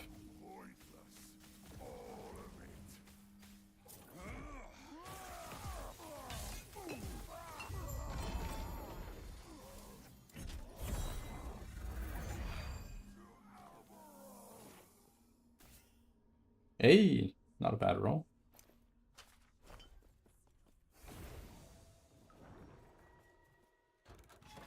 More reduced it versus the Storm card adds a lot of damage though. 6 flat, 12 pen, 81 mana. Like this is a lot of damage. Oh, it's actually more mana because of attunement. Another 12 there. I mean, this adds like 240 mana plus all the percentage mana that's scaling this too. And whatever your other affix. Maybe I wasn't using the potion. Yeah, I don't know though. It's a lot of flat. That's like 40 flat damage. It's basically a confluence pretty much. Yeah, I mean you're losing a lot. Like pen is actually pretty significant.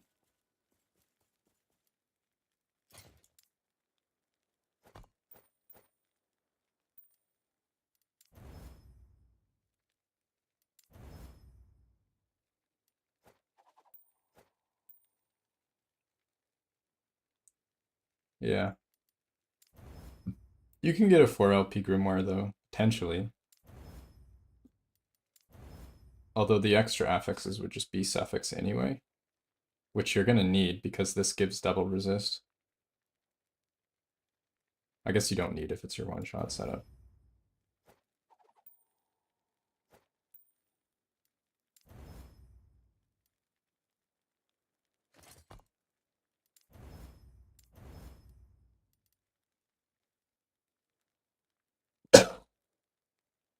You have a 4 LP? Yeah. It's probably farmable.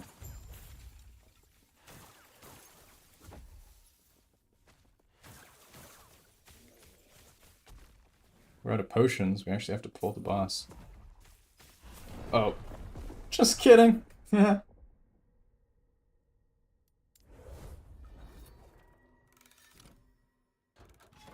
Well, we have potions now. All planned, I guess.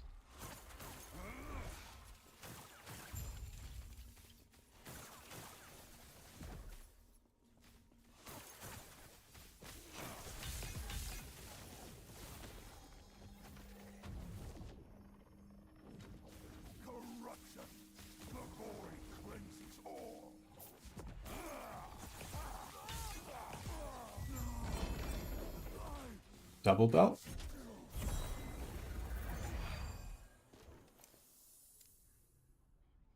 Both terrible rolls. Feels bad.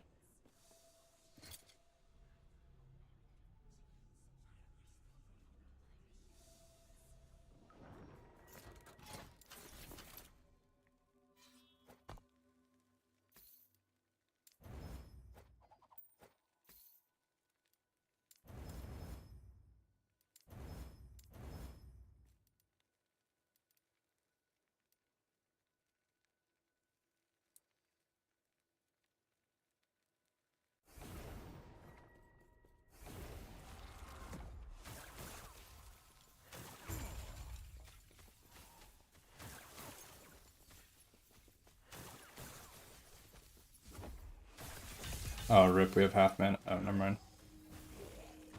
Doesn't matter.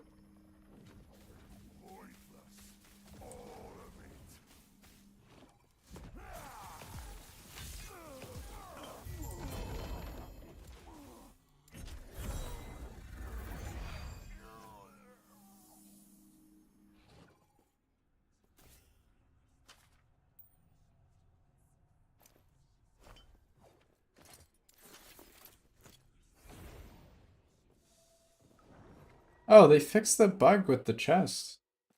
Used to be able to get the chest after the boss. They removed that. That's kind of annoying.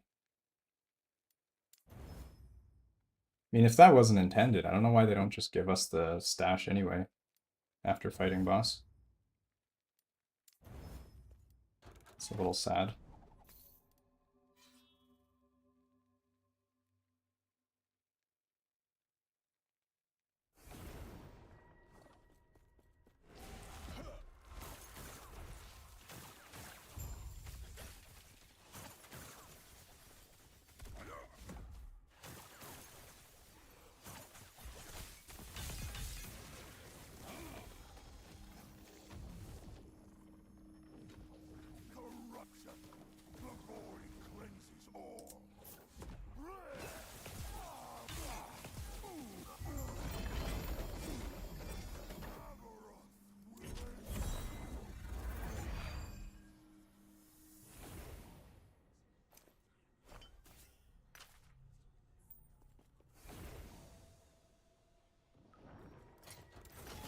We're almost out of things to use Envy on.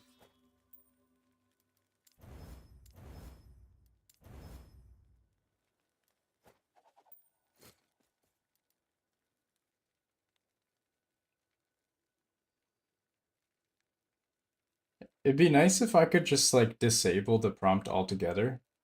Like why do I need the prompt when I already have the perfect blessing of what I want? Every other blessing I get is just going to be stored anyway. Like look at this. I literally already have every other blessing is like perfect. There's no reason for me to get prompt because I can just go to town and swap. Like, right? Like you can just swap at any time. Like you don't need like 18 confirmation. Seems a little, I don't know, kind of pointless. Buy from the shop. Oh yeah, you're right. I could just buy from the shop. That's a good point. Forgot about that.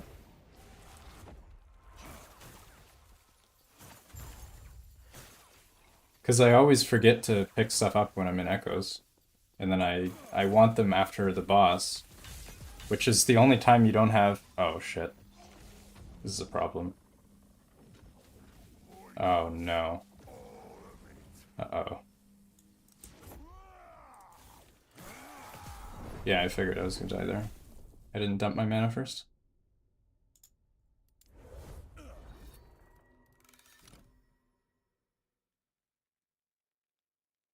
If you don't go into negative before using focus, you don't get any mana.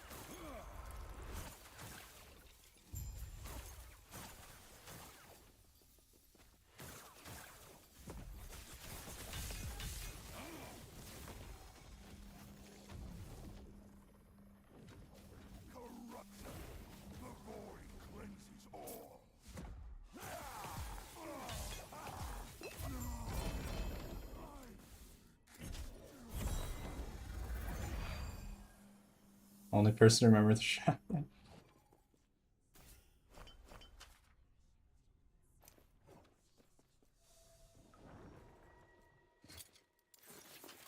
Actually, do I have more items? Maybe I do. Oh yeah, I do. Cool. We're good. I think all these are... Go through this later. Belts.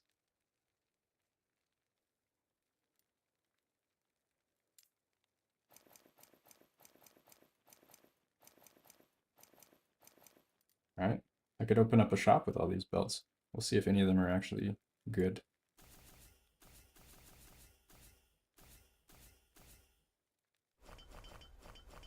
Also, I don't know if you guys noticed, but the sorting is much better now than it used to be. You can actually sort different types of items, and it puts them in a reasonable order. Let's try it on this, I don't know. It's like the weapons and the stuff and then accessories. Or like, do I have one that's organized?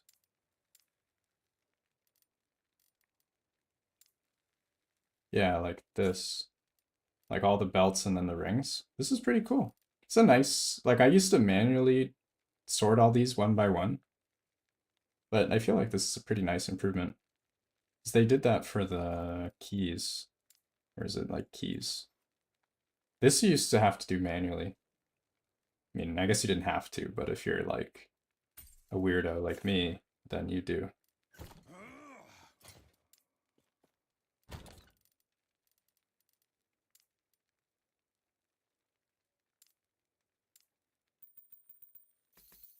Yeah, it is a nice improvement. Used to manually, yeah. 600k an hour? Oof. Is your build fast though? I mean, it depends on your build kind of a lot, right?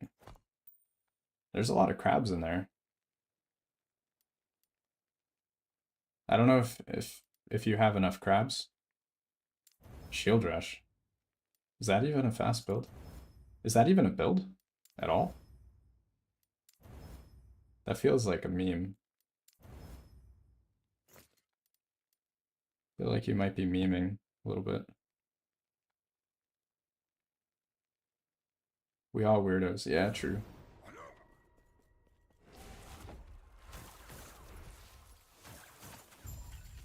$700K on bosses? That's a little bit spicy.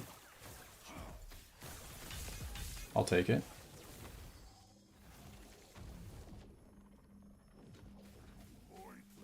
A little bit spicy.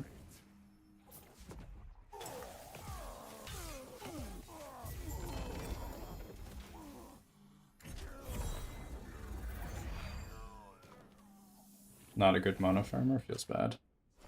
Feels bad. Not like Frostclaw or whatever. It's the real spicy build.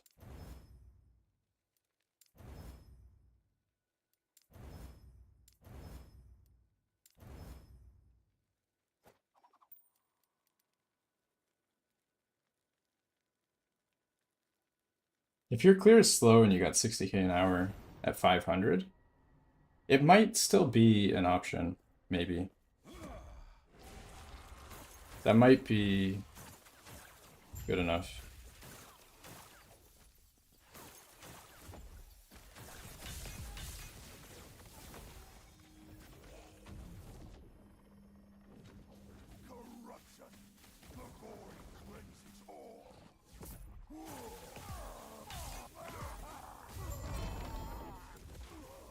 The annoying thing about the Harbingers is like right at the start of the fight, they get a bunch of damage reduction. So if you use all your burst on them before that goes away, you don't kill them.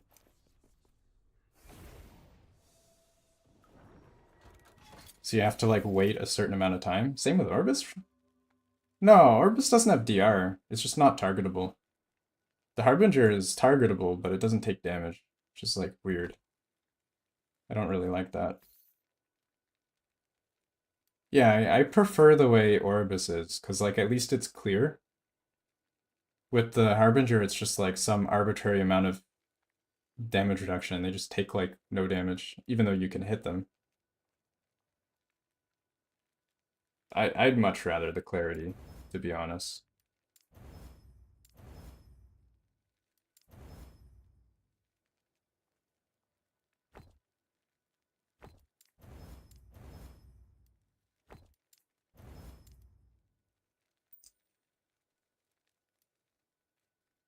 It's obvious when Orbis is untargetable, though. I'm pretty sure that's when its health bar appears, is when you can target it, right? Or maybe I've just done it so many times that I don't even think about it. I don't know. It'd also be nice if it would like tell you in the crafting window when you have 1600 or whatever max stability. Because like checking the timeline every time you do a craft to see if you're at 1600. A little bit annoying. Small quality of life improvements we could have, maybe.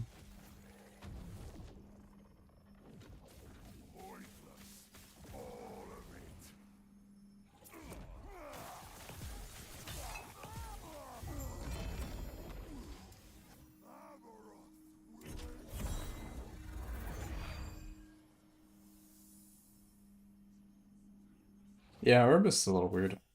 I've had less trouble with Orbis than Harbingers, though.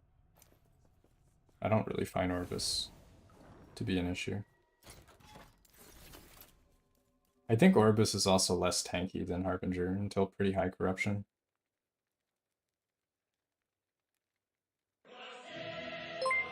Hey, let's go! How's it going?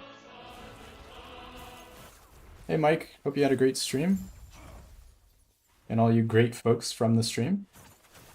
We are just playing a completely ethical build, nothing to see here. You saw nothing. Look away. It's like the worst time for Mike to be watching.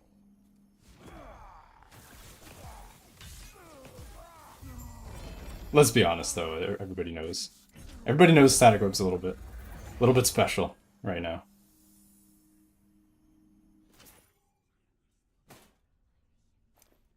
But yeah, I hope you guys are having a great Friday. You're well. I'm sorry. I'm sorry, Mike. We're just trying to get a belt. Nothing to see here.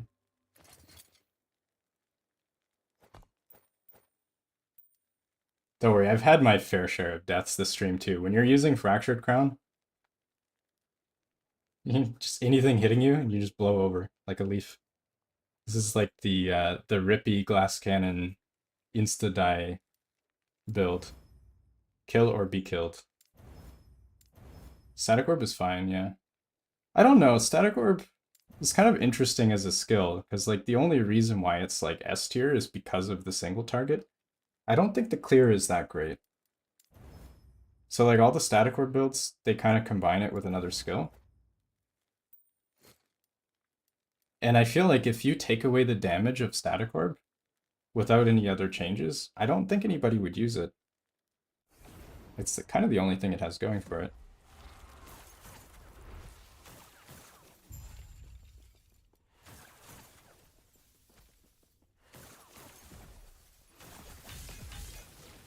Oops. Oh, there we go. We're fine. Ellie Nova Frostclaw? I actually think... I think Frostclaw is stronger this patch than last patch. It's just the build around it is weaker.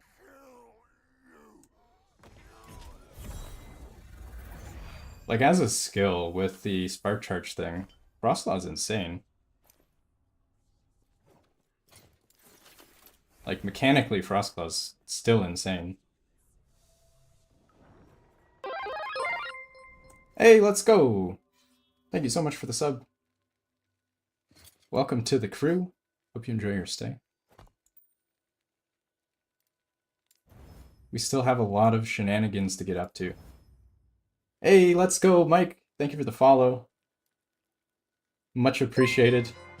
I hope I'm not causing too much work for you guys the last few days. Whoa, what is going on? Hold on, I need to actually open up my Twitch. It's my I need to actually open up my Twitch. My chat log is not telling me what just happened. Thank you guys so much for the gifted sub. My logs are not telling me who did the gift. Oh no, unprofessional streamer right here. This is embarrassing. Where do I see my logs? Oh, Kanam. Thank you so much, Kanam, for all the gifts. Much appreciated. That's actually huge. That is, that's the biggest gift train I've ever had on stream. Or, I guess in general, but obviously on stream. But yeah, thank you so much. That is, that's massive. I hope I can provide the entertainment that you guys deserve.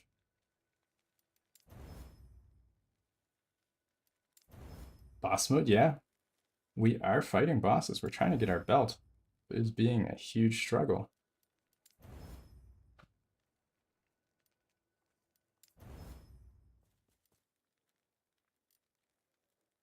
Probably take a break from bossing. I imagine this is like really boring for you guys.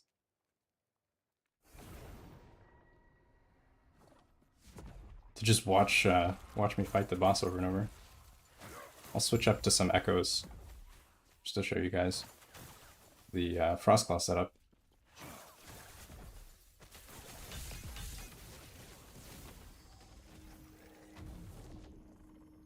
All right. Yeah, thank you so much for dropping in, Mike. I hope those bugs you're fixing are not from the videos that I made. Oh my god, that was close. Just raising up the hammered. But yeah, I'm so sorry about all the videos lately with the bugs in them. I feel like I'm making a lot of work for you guys.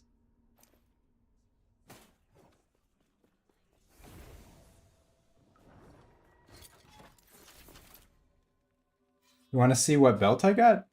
All these belts are terrible. They're so terrible. Making it work for... I understand. As a dev myself, I 100% understand. It still hurts though. I know when I get when my bugs make it through, it's a little bit of sad.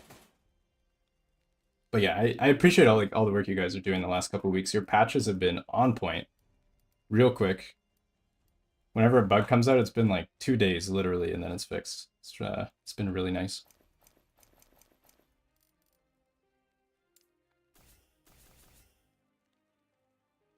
"25% of the patch notes were prompted by my videos." They could just add a frozen shenanigans section to the patch notes. That'd be pretty funny. And here's where we fix the broken stuff. Oh man. The catch-up mechanic is pretty massive. I agree, yeah. Alright, we need to fix our farm real quick. Our farm is currently broken. Alright, we'll switch back. Is this correct? Yeah, there we go. Alright, so I was doing the Imperial War Camp Beacon Farm, but I accidentally completed the Echo, like a noob. So now I need to go do a reset so that I can fix my mistake. This is perfect example of what you would call a skill issue on my part. It's 100% my fault. What kind of development? I am a full stack web developer. I work for a mid-sized tech company. The last while, I've been pretty busy making AI features, because that's kind of the trend right now in the dev space. So a lot of companies are just trying to integrate AI features into whatever products they have, so it's been keeping me really busy.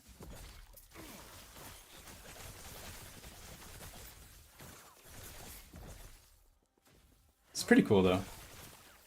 A lot of cool new stuff, new technologies, new techs. Be interesting to see once we start getting AI stuff in the gaming scene, how that sort of manifests itself.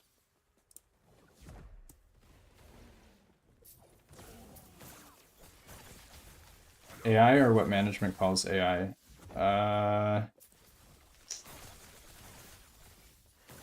That's kind of a tricky one. Because technically we don't like build language models in-house or anything or whatever. Like we don't train models, we don't have all of that stuff. Most of our things are just like third-party integrations. So like there's companies that specialize in AI, and they have like machine learning developers or whatever. And there's like a few companies that do this very well. And then a lot of other companies use those like third-party integrations in their own products. Like very few companies are actually like doing the full process themselves, like the full thing. It's mostly just like plug and play. At least that's what the industry is looking like right now. That might change over time, I think. But we'll see. Because it can be expensive as well to like send all of your requests through some like third-party company. Like they can kind of charge whatever they want.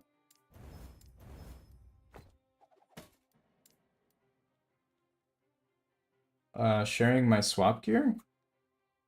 My swap gear is, I just use Enigma, I use Orion's Eye, and I use Prismatic Gaze. Can we add ChatGPT to X? Yeah. Honestly, one of the nicest things, I don't know if you guys are familiar with like development tools, but with the GitHub Copilot has been really nice. you can't trust AI to just like build out your entire program, or is just going to build complete crap. But if you already know what you're doing, like as a senior or intermediate developer, the AI makes it so much faster. Like I can have it just write out like write out a bunch of tests for me for whatever code I just wrote, and then I just need to clean it up. Like it probably saves me like 80% of the time. I still need to verify everything is quality.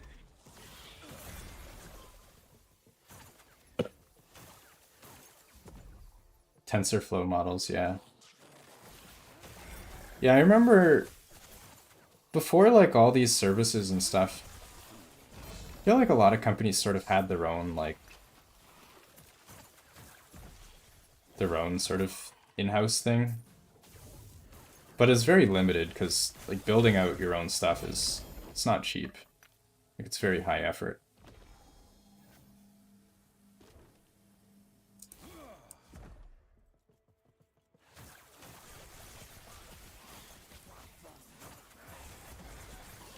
You got 130k an hour on 1,000 corruption. That's pretty solid.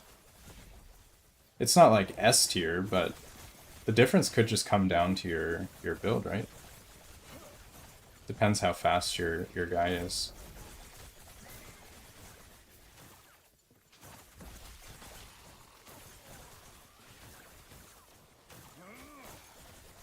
How can you get Fractured Crown?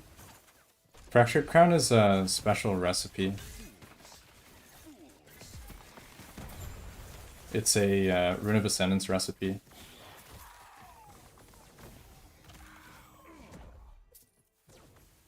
Yeah. Yeah, it's Rune of Ascendance. You basically need... what is that helmet called? Give me a second. Is it guaranteed? Yes. It's deterministic. I'll see if I can craft one real quick. I might be able to. Let me see if I have... Is it Runed Visage, I think? Okay, here we go. This is unlikely. But you need to have 21 tiers of affixes, and you also need to have a mana and a mana spent, or damage taken to mana. So if I use a removal and I hit Vitality, I have a chance of making it. So we'll try it here. We hit Suffix, that's okay. Okay, this is probably a brick because I wasted all my FP. So we'll try. All right, that's good. Then we're going to use the Discovery to save FP. Then we're going to seal this, because seals do count. Okay, and then we're going to craft damage. We've ripped all our FP. And this is at 13 right now. We need to get 21. So this is 15, and it's bricked. So if I got this to 21, I could use a Rune of Ascendance and it would become fractured. But we bricked it, so we didn't have enough FP. Let's see if we have another one. Mana. I kind of don't want to. I don't want to waste a mana one. I'll use this one though. This one has a pretty good chance. Wait, no. No, it doesn't. Never mind. I'd need to remove teleport.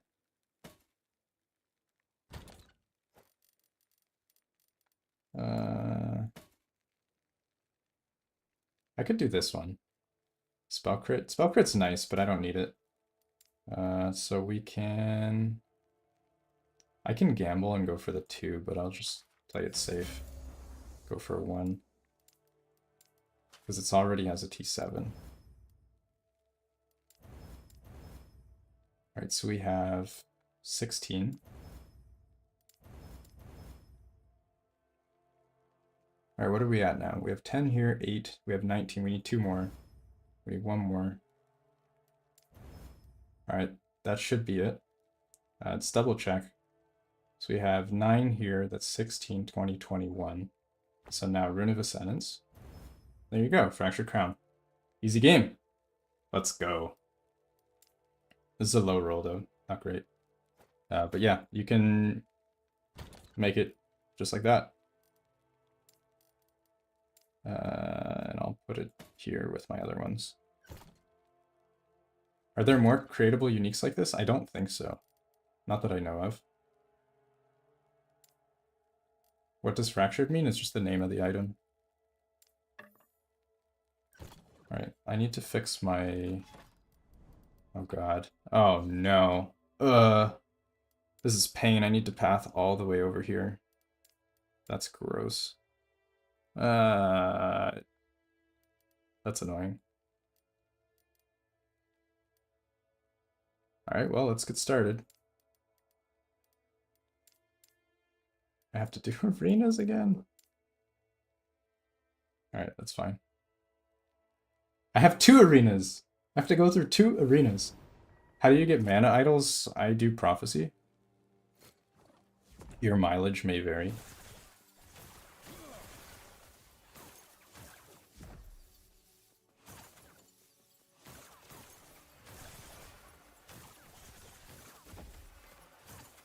You mentioned a specific echo? Yeah, the Imperial War Camp has very good monster density. And the one I found also has a beacon. Beacons give a lot of experience.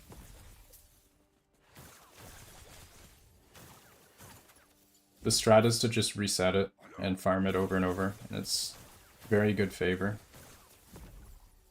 You can probably get over 200,000 favor an hour. Are there others that are good also? Yeah, there's a few. Willow Marsh, I think, is good. Ritual Lake, I think, is good. There's a lot of maps that are pretty good, but some are definitely better than others. You're suffering with Acid Flask on 1000 Corruption. Honestly, I'm not the right person to ask about Acid Flask. I don't know anything about that build.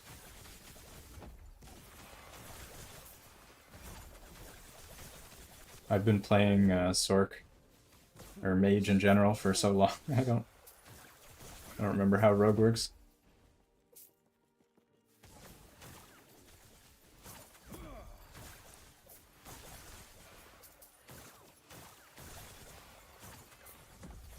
Yeah, I accidentally completed.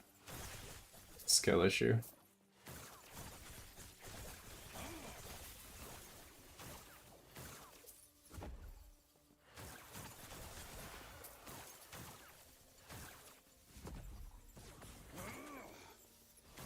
Still have another arena after this too.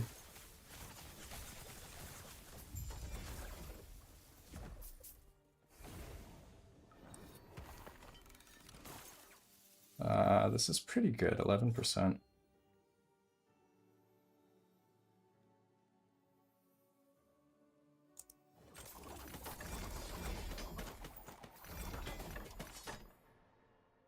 I think the command you want is just build for this one specifically.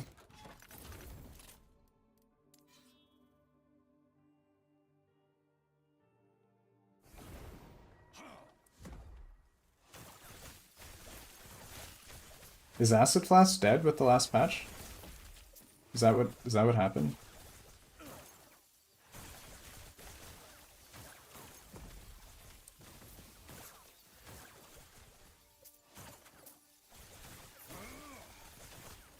I remember Acid Flask being like kind of a meme build for quite a while. Like it was sort of a joke of how it was such a bad skill.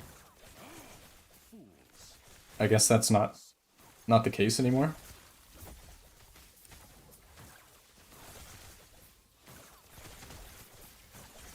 It's nice to see the meta change. How survivable is the build? It's pretty survivable. And this is 1000 corruption. And this is the speed farm variant. And I'm still fine.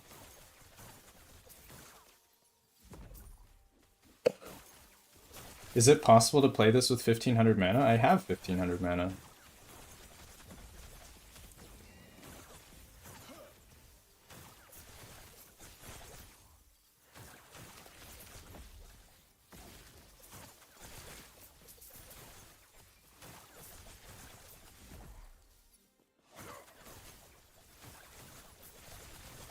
You're able to farm? How does Acid Flask compare to this build? I'm guessing the Echo Farm is probably a little bit slower, isn't it? I would think. Around the same? You're a software engineer? Same. Glad you're enjoying the numbers. I'm also a huge numbers guy.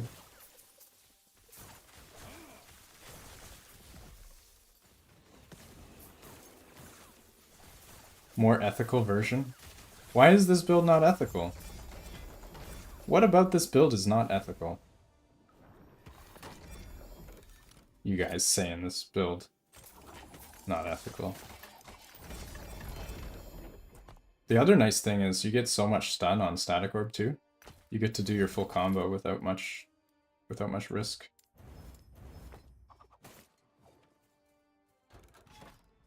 Acid Class is cheaper to build? This build is really cheap to get started. Like I have a gear swap, but like you can just swap on a bunch of random garbage that does full damage, and then you can one-shot bosses.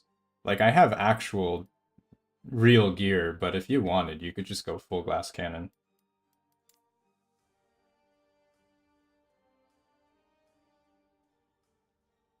Hey Nibleem, what's up? How's it going?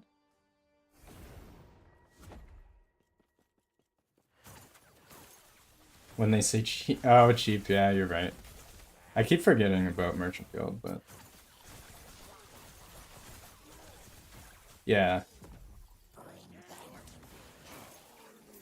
I do love numbers. This is true. Best way to get the amulet is with prophecy, yes, exactly. Orion's Eye is not mandatory for the build though.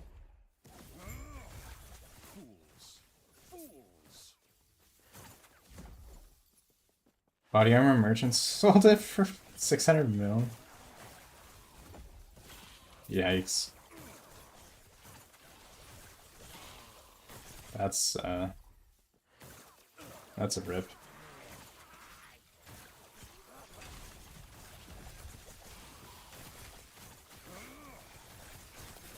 It's so hard to see the purple circles on the ground with this dark map, the dark background. It's like almost impossible.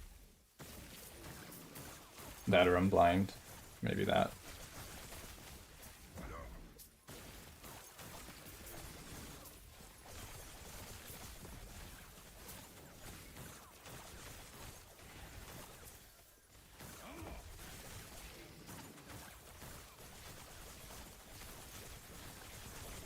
Yeah, Merchant Guild is definitely a huge win if you're willing to play off-meta builds. Do you get all your cheap stuff? It seems like the meta builds are very expensive, though.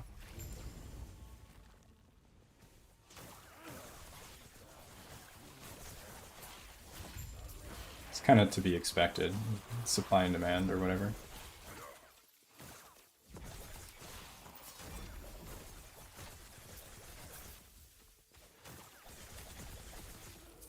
I can't be bothered to get the mage.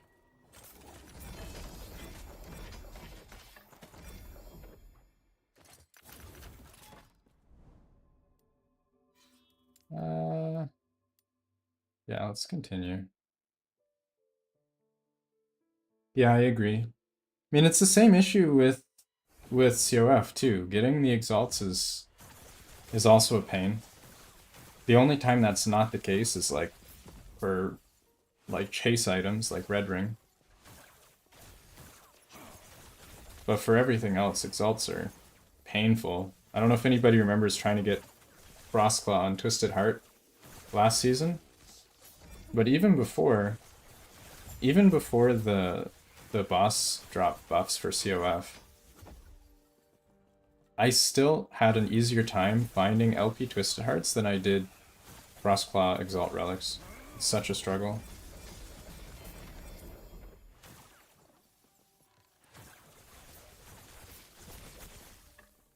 Yeah, the level to skill is rare.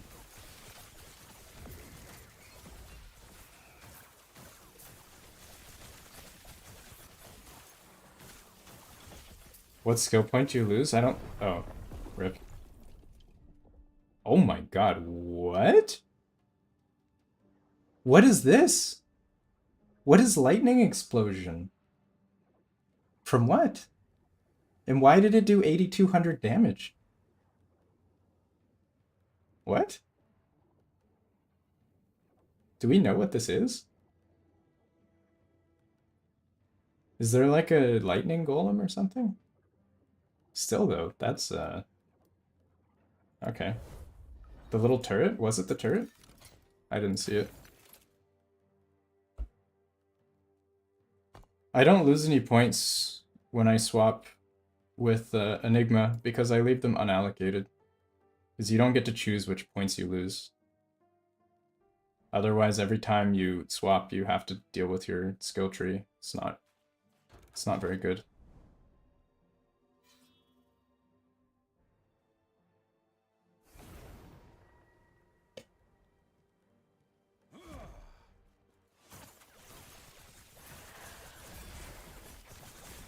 What do I think of the corruption changes? It looks pretty good. I'm happy with it so far. It's a lot easier to climb corruption.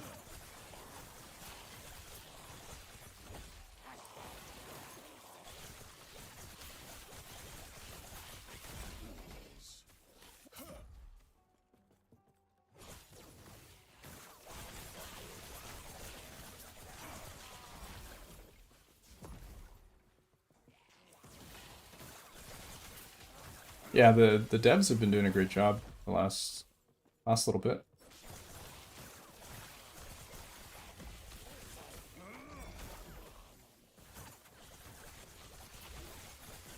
Oh man, this boss.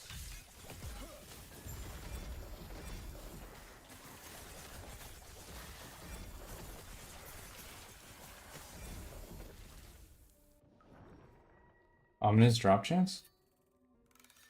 If you're farming Omnis near the center, the chance is reduced a lot. And I'm assuming you're over 200 corruption as well. That's mandatory. Alright, let's get our shards.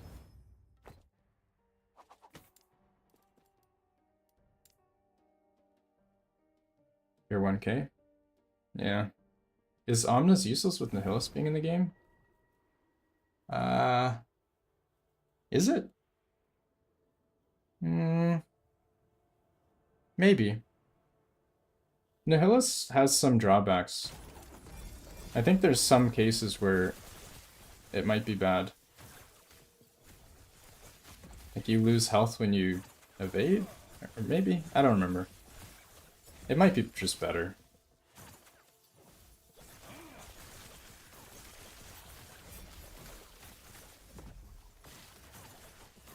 Yeah, Omnis can give more resist.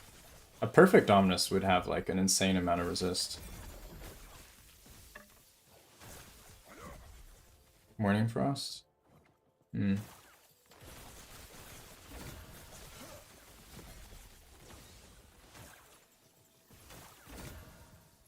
One LP? Let's go for the 2.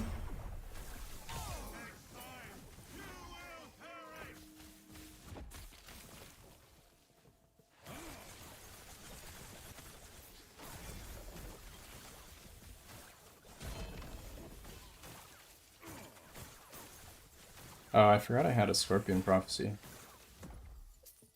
Let's see, 3 LP. 4 LP, let's go. Not useful. 2 LP. Ooh. Look at that roll, though. I'm not even going to pick that up. That's terrible. 2 and 7? 1 and 7 feels bad.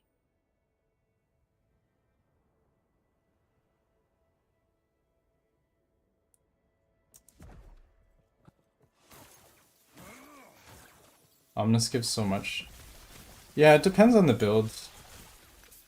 If you're playing something that uses red rings, for example, you probably don't need all res.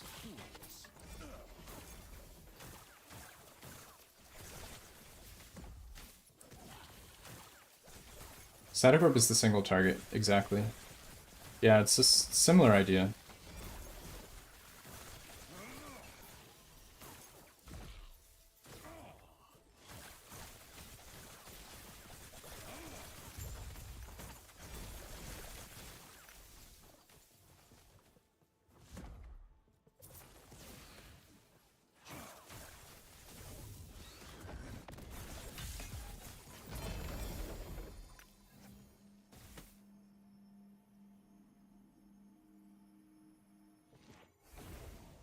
Bless this loot filter though, it's so nice.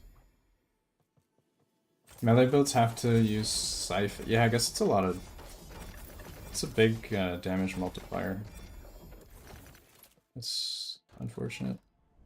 I think I'll keep this. Might play Glacier. We're going here, right? Yeah.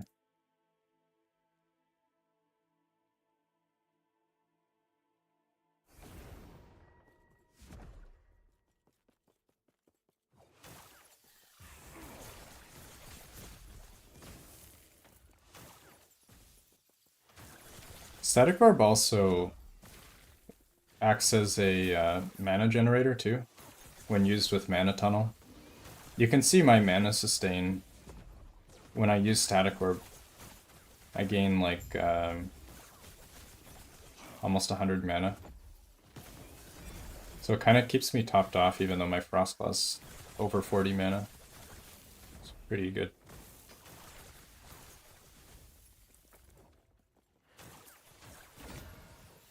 Still 1 LP.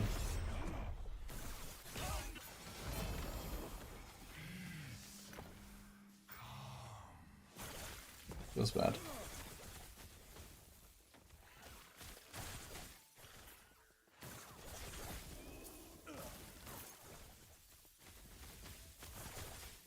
When Mike said anything over 400 is a decent build. I think that there's just some outliers, but like aside from the strength of a build, it's also important to remember that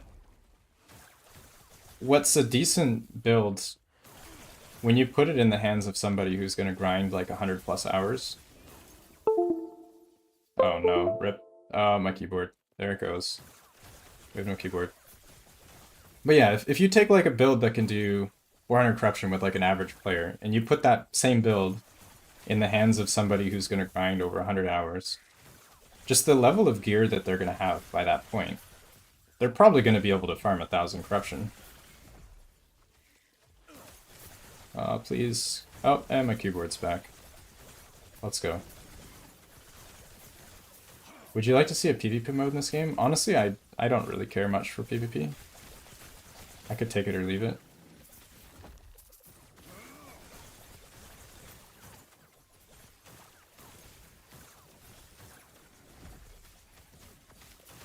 Yeah, our variants are basically the same. Captain's in the Discord. We generally do the same theory craft. His items are a little bit different, but it is the same build. Papa's is quite different though.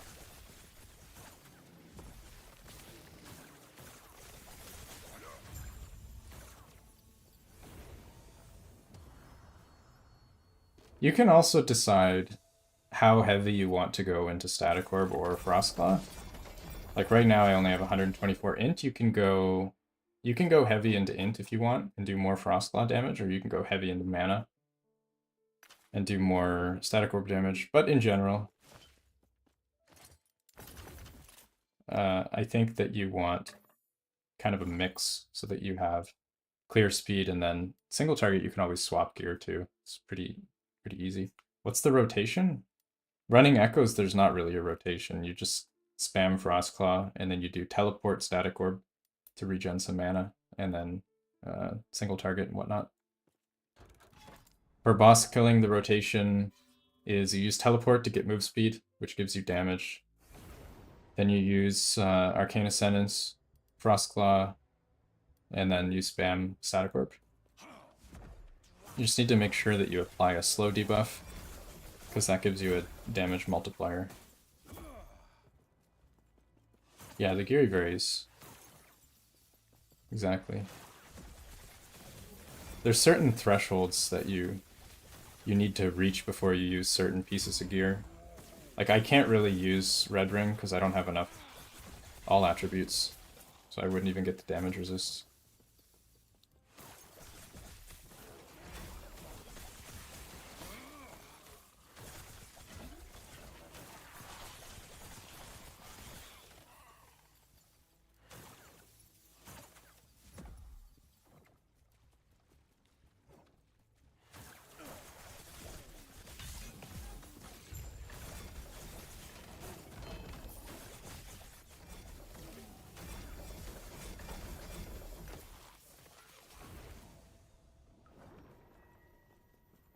Yeah, I think in general the Meteor setup is pretty gear intensive.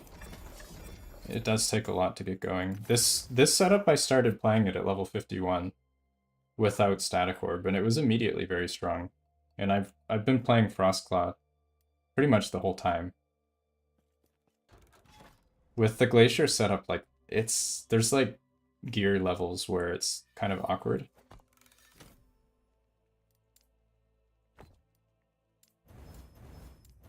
This has a much smoother gear progression, I find.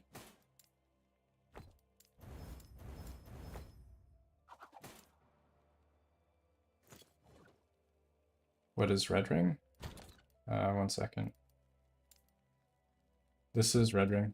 It's a very rare ring that gives all attributes and all res, and then damage resistance.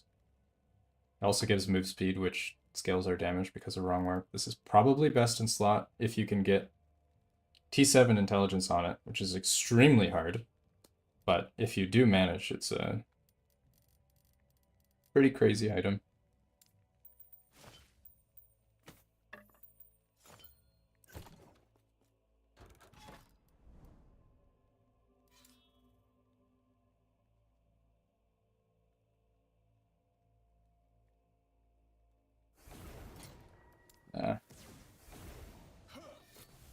I guess if we're already full anyway, I might as well do a couple more bosses. Yeah. Why not?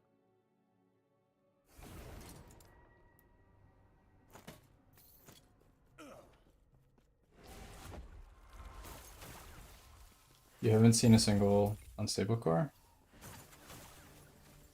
Maybe check your filter. They shouldn't be that uncommon.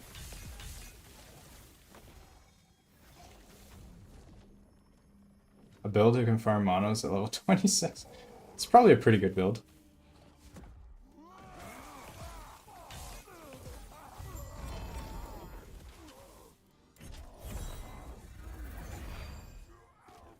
Yeah, it's really rare if you don't do prophecies. Exactly. No LP, feels bad.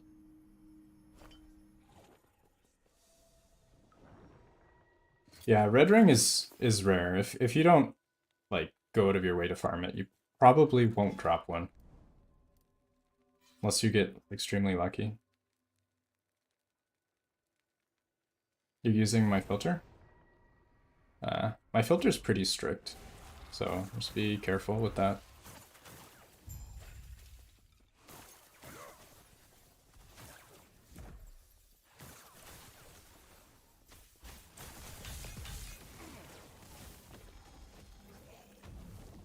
Yeah, unstable, I guess, if you're not doing prophecies, a little bit rare.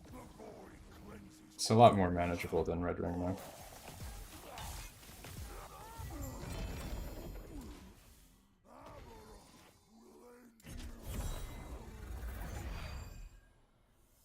Farming Red Ring, you just...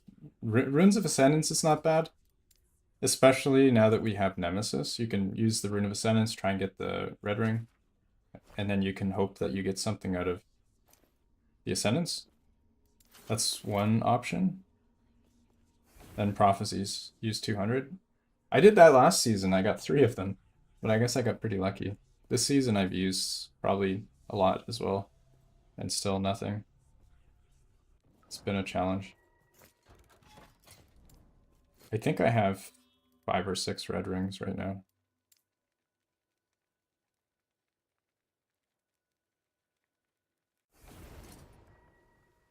Alright, let's swap.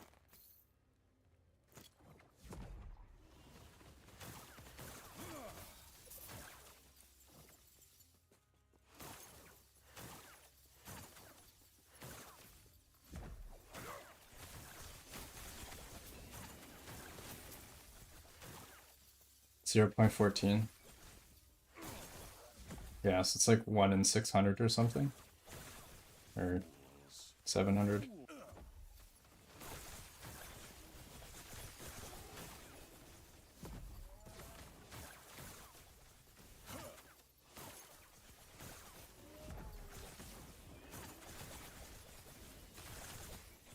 Yeah, that's pretty rough. Rune of Ascendance also has, I think it's like 1/3 the normal chance to get LP.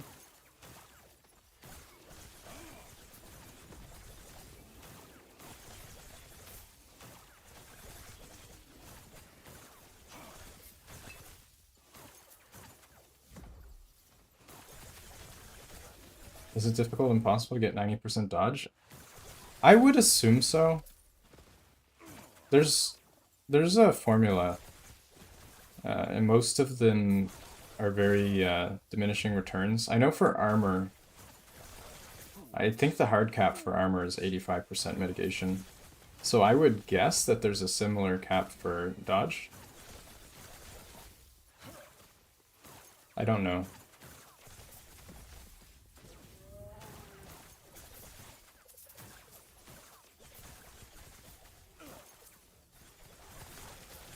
I don't know about 90 though, like there must be a hard cap, right?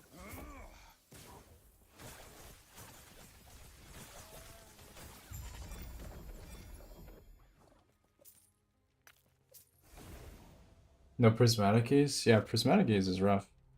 And you also need to get 4% crit on the roll.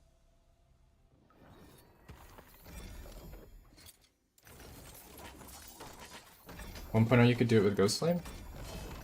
Are we talking actually 90% or like 80 to 85? Is there a way to make a donation? I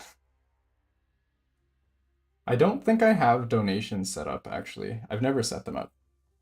But I think the closest thing that you can do would be a YouTube super chat. But they... I think YouTube takes a big cut out of it. I'm not sure. Yeah, I think that's the closest thing, though. I never set up the donation. But yeah, I do appreciate the thought. I'm glad you guys enjoy the content. I do mostly just do this as a hobby, so always means a lot when you guys appreciate the content.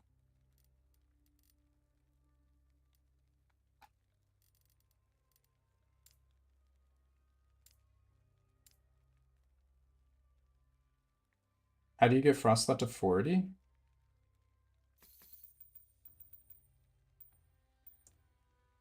To get Frostlet to 40, you need all the extra mana cost stuff. And if you have like a -5 or -4, you can't use Gift of Winter, or else you'll be below 40. Amulet is Orion's Eye. I'm gonna do a couple more bosses. Actually, what are the modifiers? Hey, let's go! Thank you so much for the dono. I don't actually know what that is.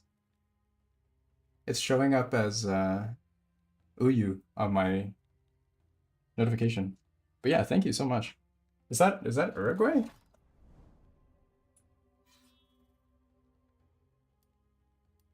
That would be my guess, but I'm not certain.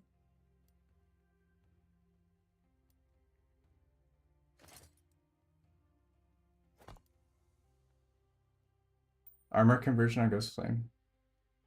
I feel like with Ghost Flame you can get both armor and dodge.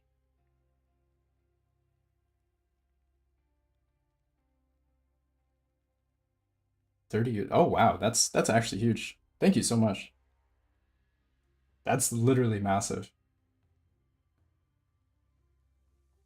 Yeah, thank you so much for the donation. I really appreciate that.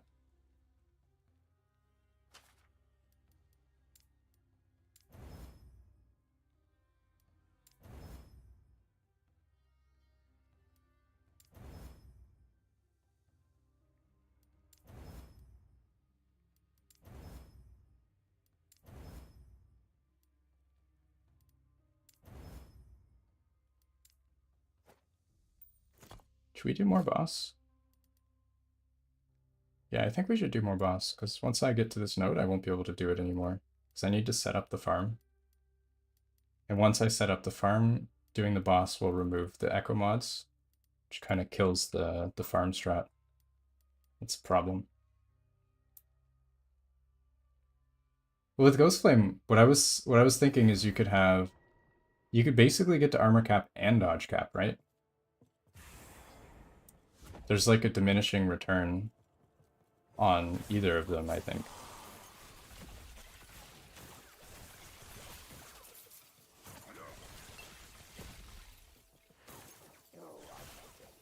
With the Ghost Flame, the Warlock skill. How can I see every echo? Because I used the node that resets the echoes. I've already completed all those echoes before. It's only showing them again because of the reset.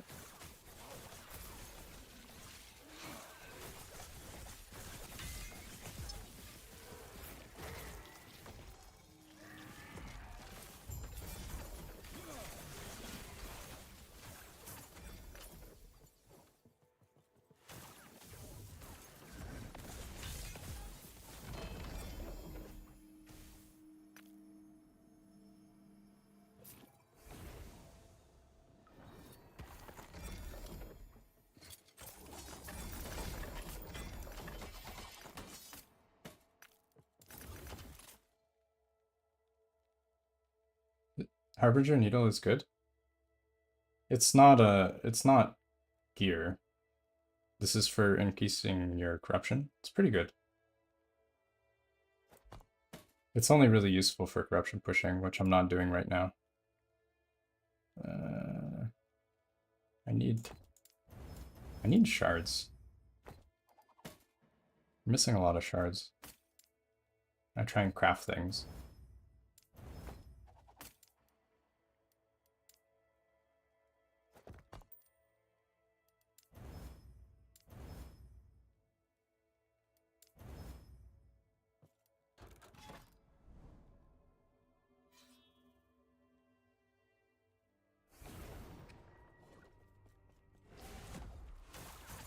Oops, we forgot to gear swap.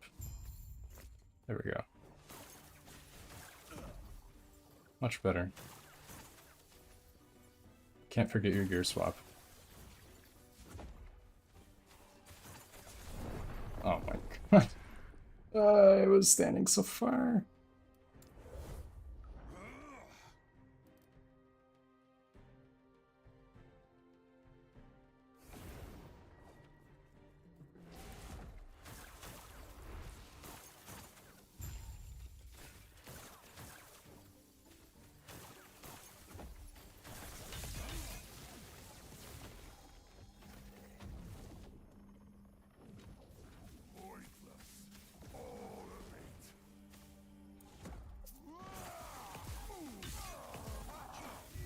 There we go. That's much better.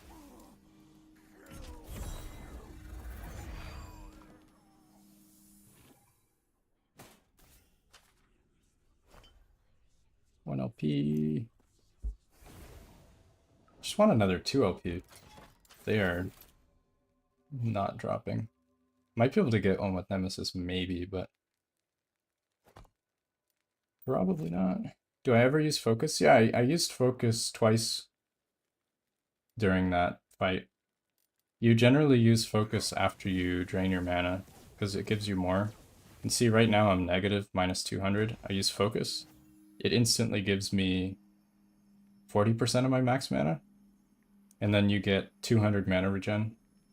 So in between the rotations, I need to recover all my mana, and the only way to do that is focus.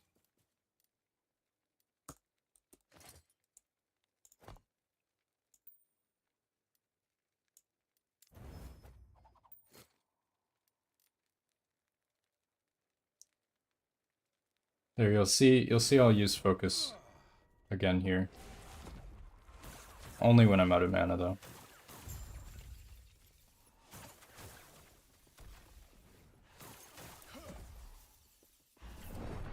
Oh my god, that's so annoying.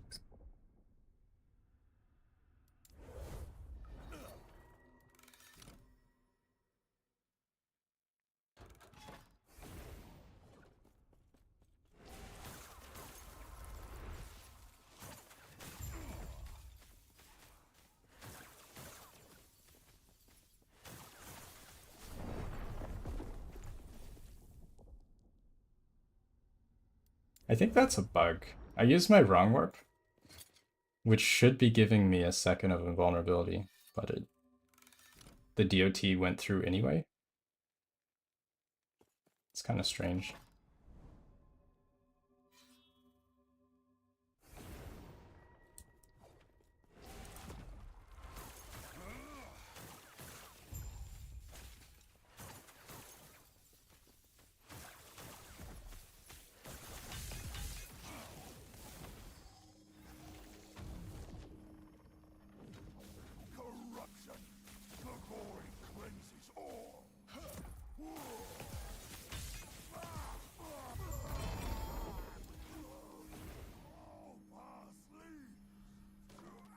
Died after wrong warp, yeah.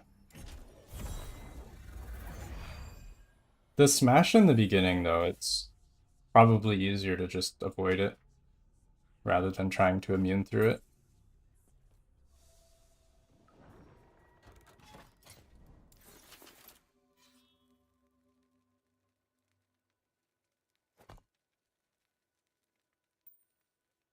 I think we're done with the boss, actually.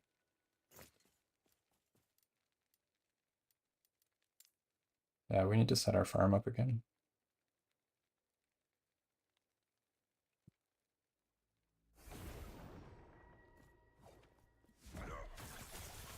Oh, rip, we're still using our swap.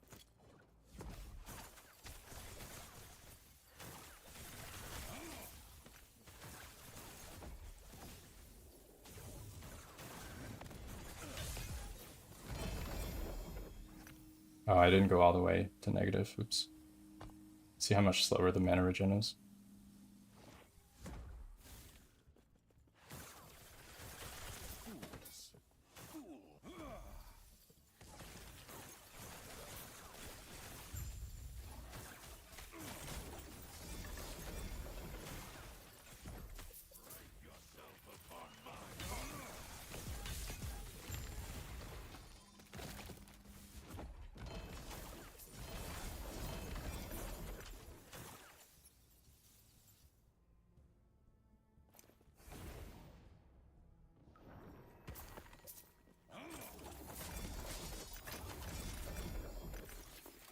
All right, I think we made it to the node.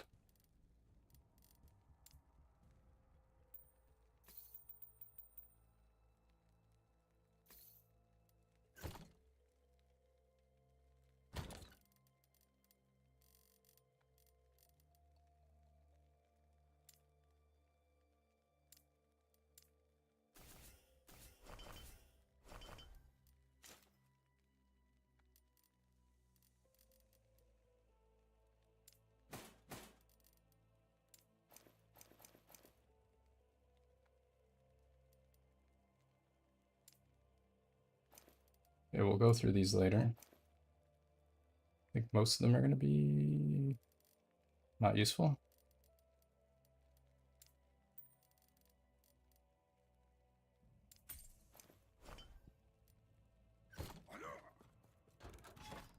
All right, there we go. We have the XP farm here. This is good. So what we need is Enrage or Deadly.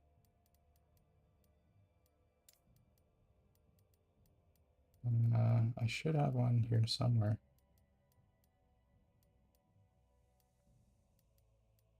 There's Enrage. There's another one.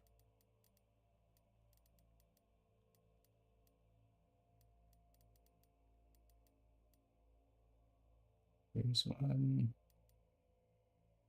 That's 4 nodes away, though. This is only 3. Was the acid flask? I have no idea. That was chat. Better run, catch up later. All right. Have a good night. Thanks for dropping in. Yeah, you'll have to ask chat about House of Flask. I have no idea. All right, so we're gonna go grab this enrage node here. Yeah. Feels bad I have to go through an arena.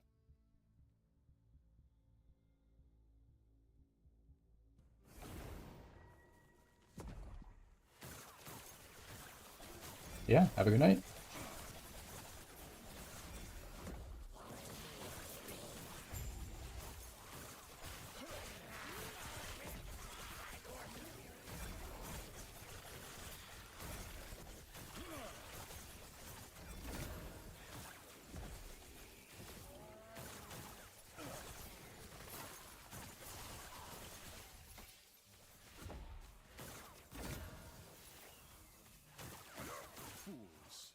Falconer.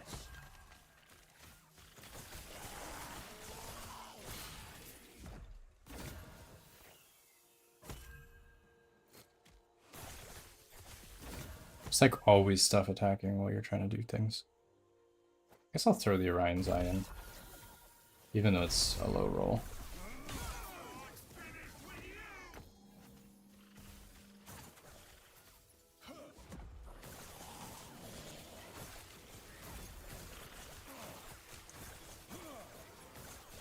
A new shade every new web? They did change it, but I didn't think it was supposed to give it every on everyone. That might be a bug. Maybe maybe do a bug report on that.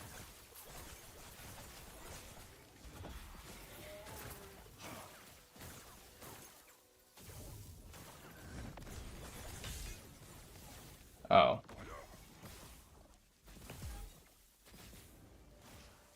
Rip me.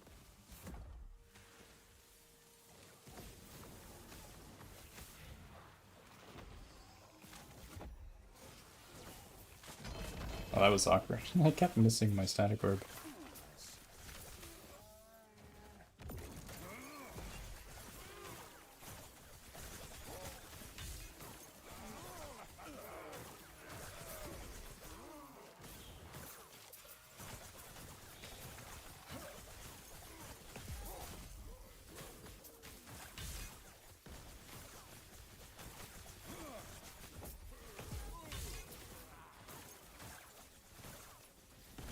Holy, what? 8,000 damage? Oh my god. That's just one hit. All right. Feels a little bit much, no? That wasn't even the avalanche one. That was the melee one.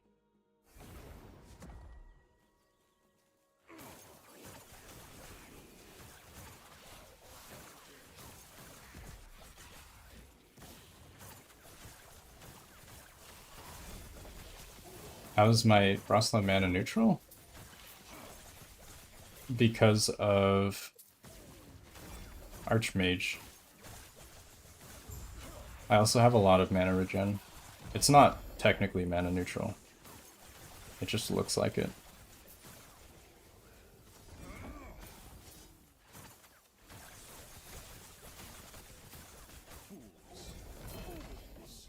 I also recover a lot of mana with Static Orb.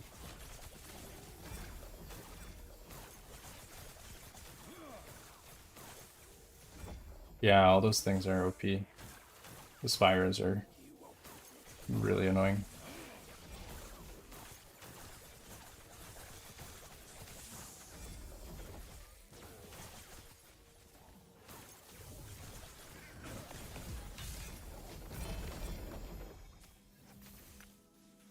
Axe throwers.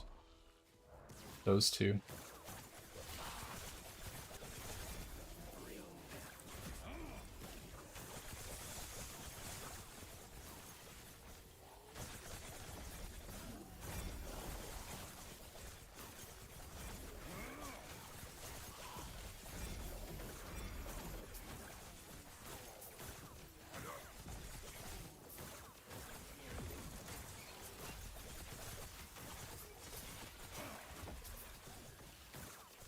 Yeah, I agree. Most dangerous mob type.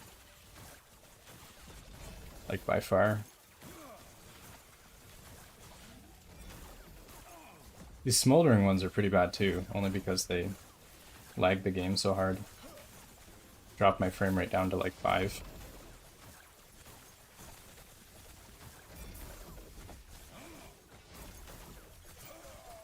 "22 Weavers will." That's pretty good.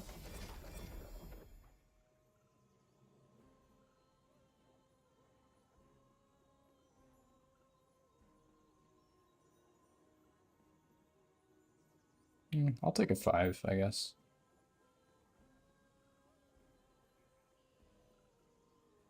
Two and 6. Yeah.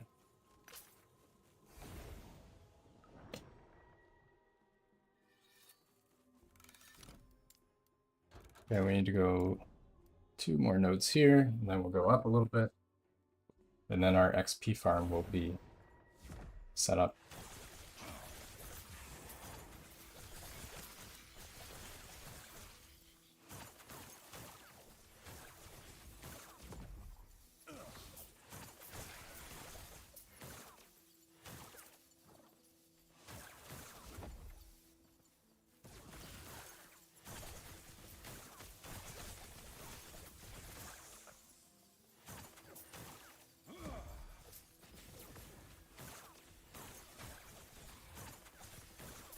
Suggested corruption for going for red ring? I don't know.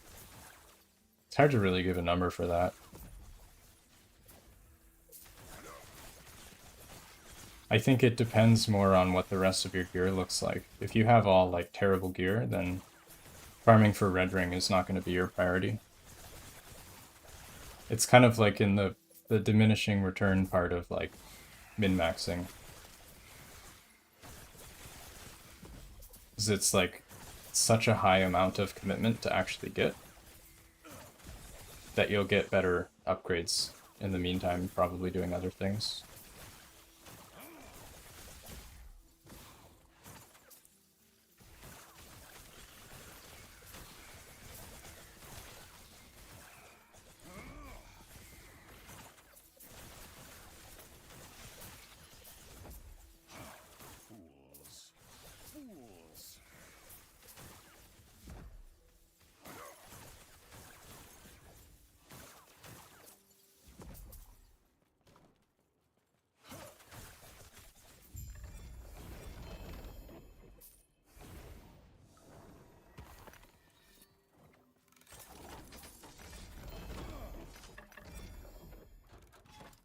There we go, we get a rage. We save that.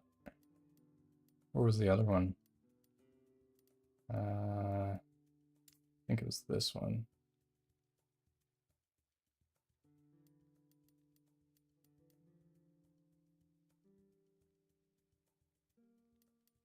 Yeah, we'll go there.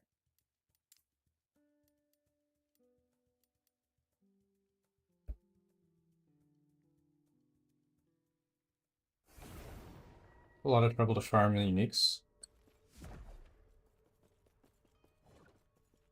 The Glyph of Envies help a lot if you're looking for the boss unique specifically. What are the huge idols? Ooh, oh, I almost ripped myself. The huge idols are just mana idols. You get a little bit more mana from the huge ones, but the smaller ones they're also fine. Mainly just trying to get as much mana and resist as you can from your idols, or any other stats that you want.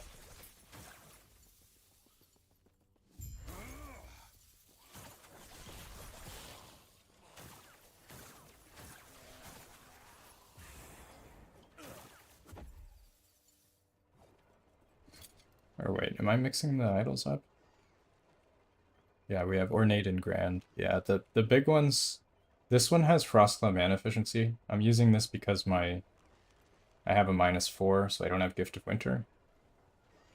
With this mana efficiency, it reduces my Frostclaw a little bit, and still keeps it above 40. So it's just better for mana sustain. If you have a -3, then you don't need this. This one I'm using because it has a 12. You're looking for boss uniques and Exiled Mage.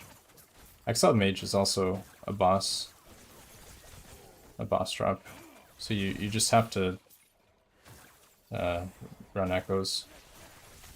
You can also target farm the mage wand sort of by resetting certain echoes over and over and looking for the spawn. But I don't know if you're going to want to do that. It's pretty tedious.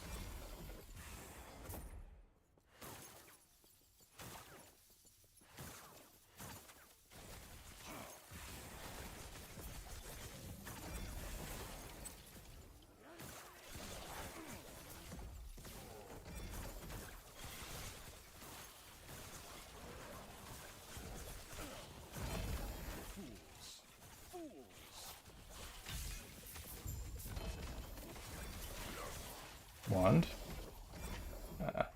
Feels bad.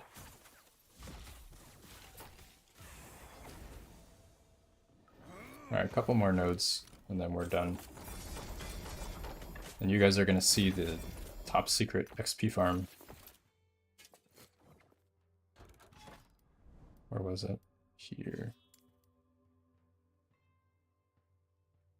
The top secret tech.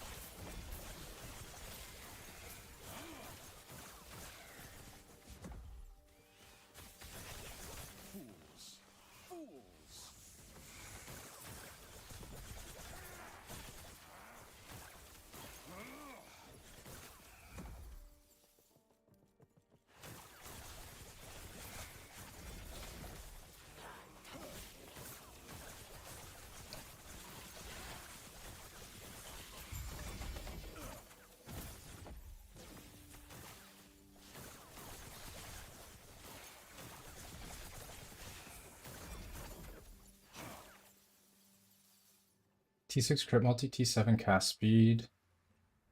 Would I roll that into the ladle? Not for this build. That's going to be best in slot for some other build, but this one doesn't care that much about cast speed. I'd probably save it if you're looking to play a different build. Good luck on the farm, thank you. Alright, have a good night. And thank you for dropping in. This is pretty feels bad. I don't even know if I bother to empower. Only going to because it's a rare item. Just for the funsies.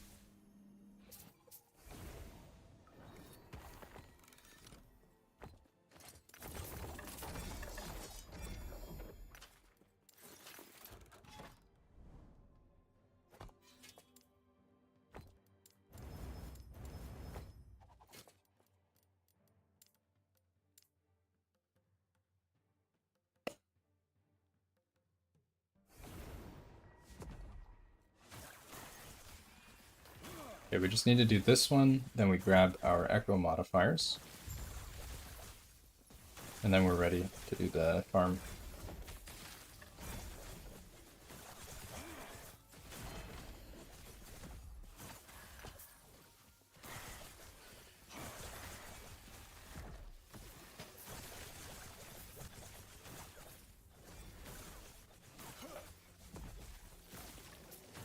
How much my frame rate drops with these fire dudes. It's almost a rip.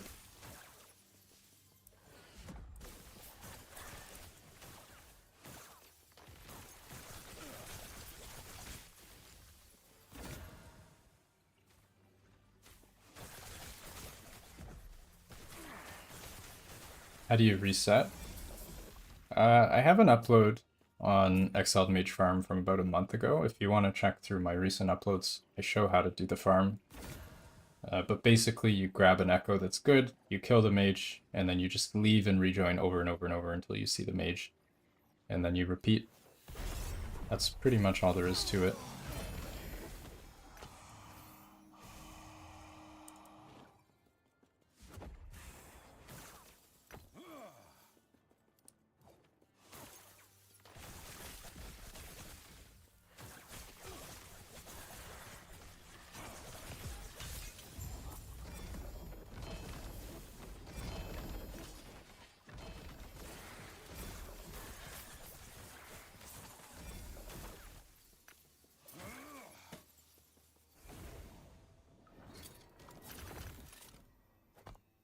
Can we make another...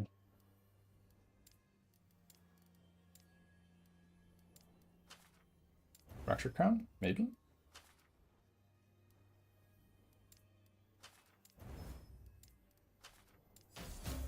Maybe.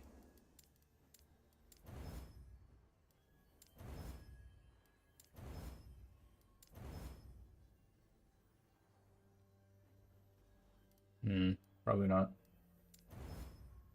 No.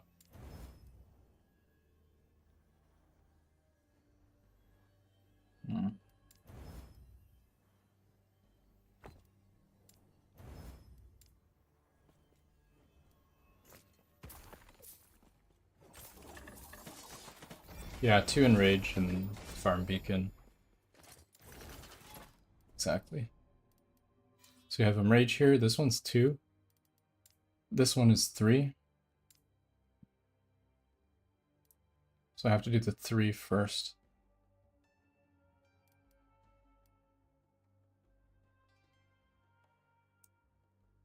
So we'll grab this modifier.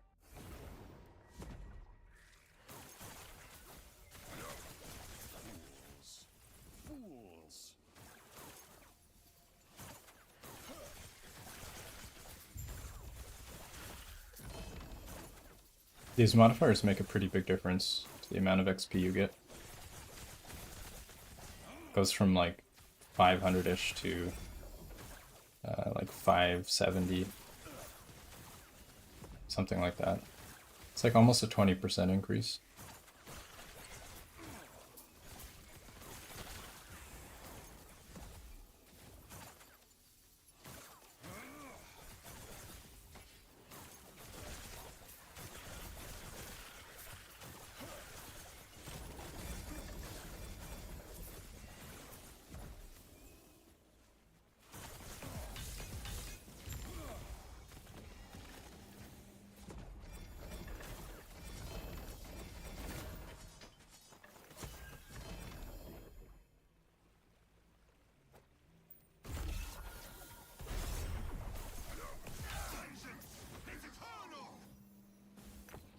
Alright, so we got 1.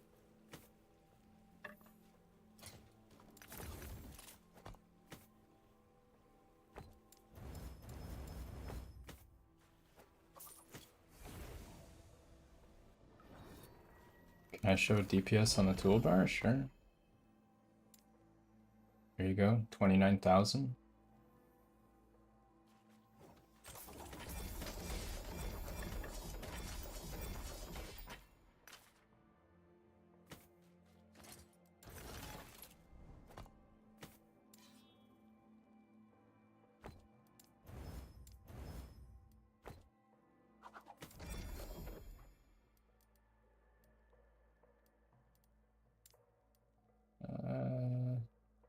Okay, let me do this one, then we're good.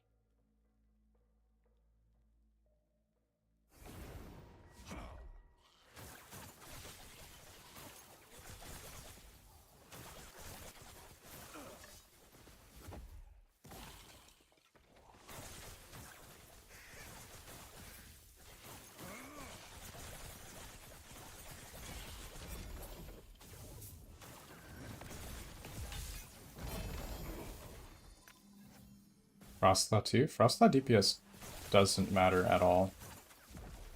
Using that number to determine your damage is very misleading. If you're playing a Frostcloud build, you do not want to focus on that number.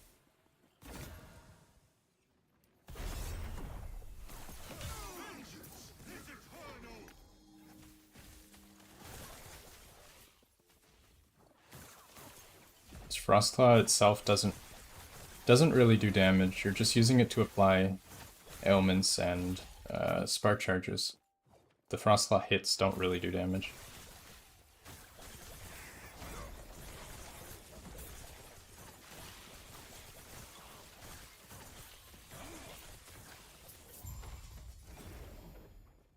Can you use this build leveling? You need to be at least level 51 to use this build, because you need this node in the sorcerer tree to apply the spark charges. Without this node, the build doesn't function.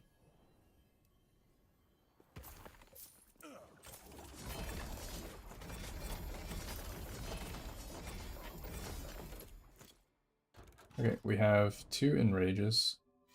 So we have 558 increased experience. Then we just run into the beacon. Alright, let's check our favors. So we're at 110,000, pretty much exactly.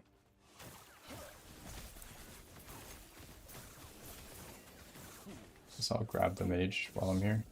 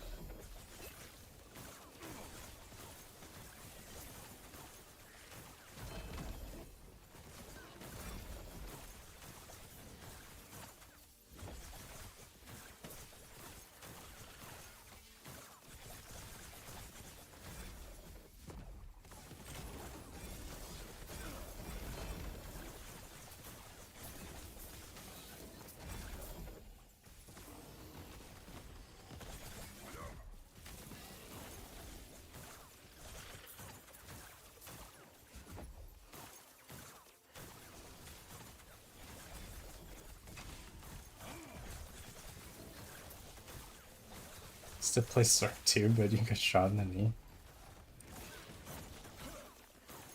The Skyrim reference in the wild. Love it. Love to see it. Yeah, Sorc has been really fun this league. Enjoying it. Sorc is definitely, I would say, the strongest mage right now. Alright. So right there we got 6.6 thousand favor just for that one run. It's pretty good.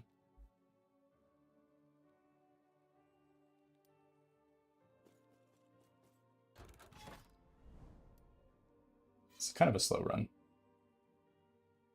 Paladin with Shield Bash. How are you enjoying Shield Bash? I know a few people playing it. It's a much better mob type.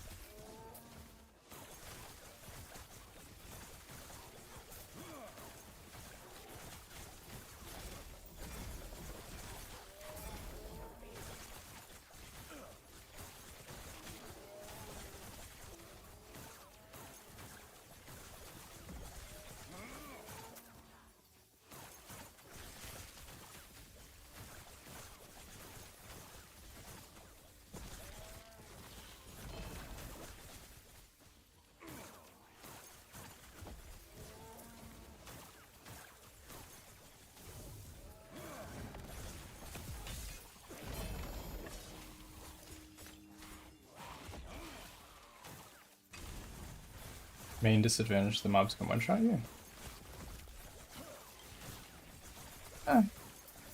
You can still get pretty tanky as a Sorc.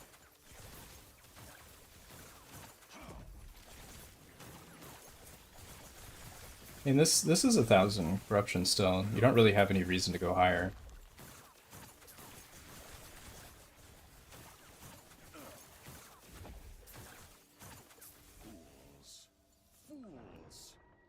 Yeah, that one was almost 7,000.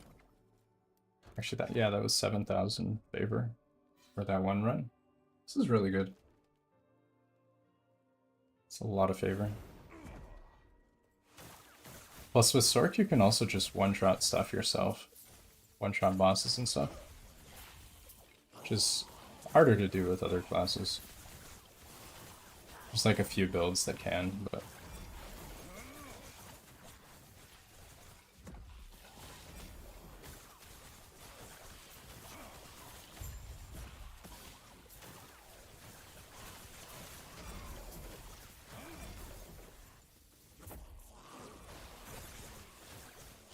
These axe throwing guys. Pretty rough.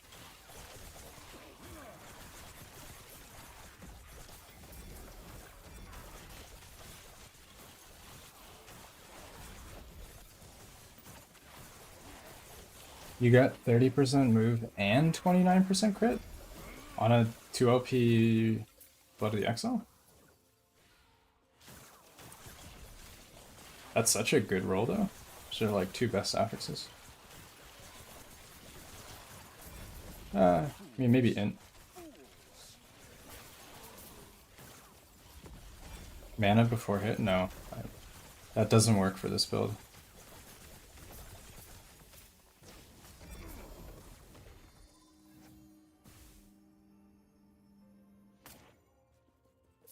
Boots can have crit damage reduction, can't they?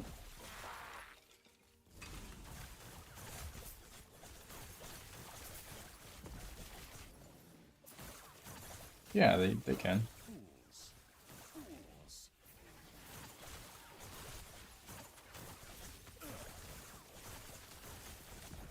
What other build kills bosses fast? I think there's a couple rogue builds.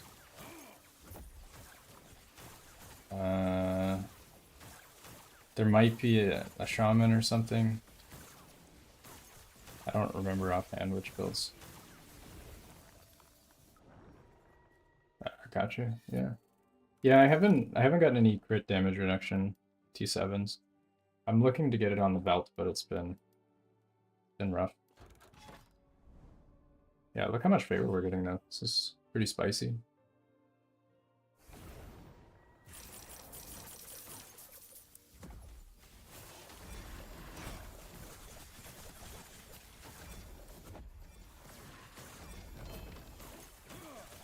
Oh, I have a prophecy for these. I should probably full clear just to finish the prophecy.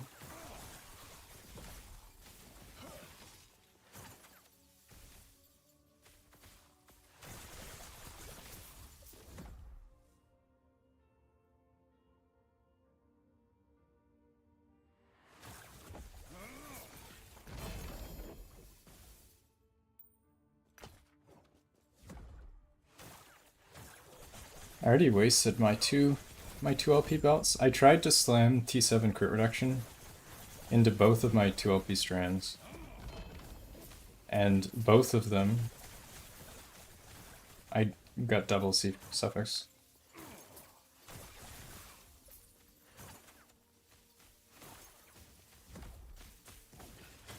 It was pretty painful.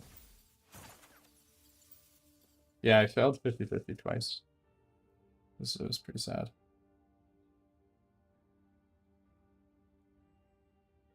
I haven't dropped a 2 OP since. You saw the video where... Oh yeah, smelters. I think that might be a bug to do with the new ring giving too much damage to Smelter's Wrath. There's a chance that they bug fix that.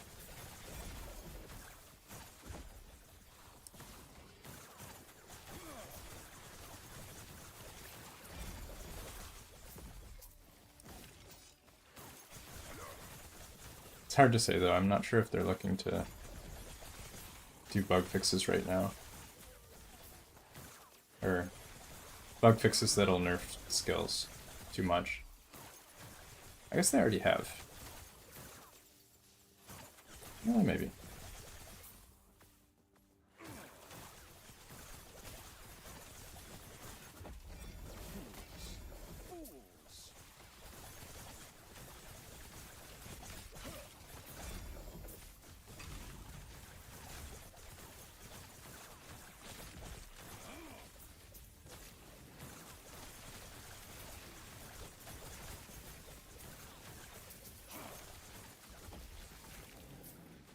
Oh, I didn't do it. It's fine. It's time to reset anyway. Just saving me time. Well planned.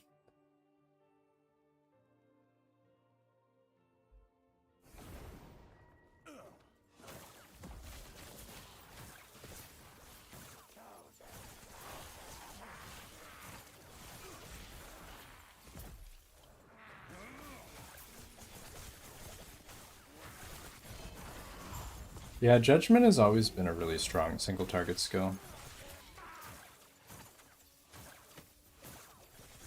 This build can one-shot Aberoth. There's just not much point for me to farm it. Static Orb is really strong for a single target.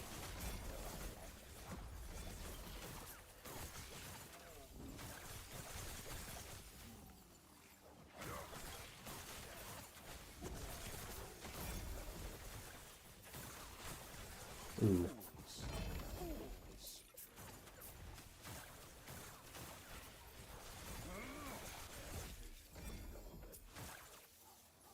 T7 CDR, okay.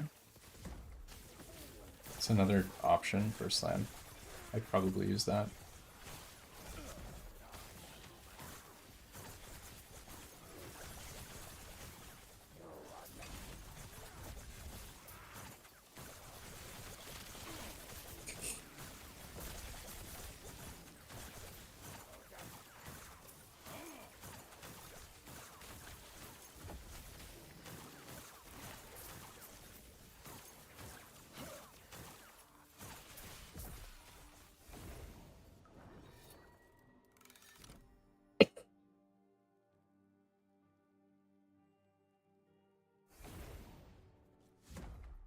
Yeah, this farm is pretty spicy. We're already up like 40,000 favor in maybe 10 minutes.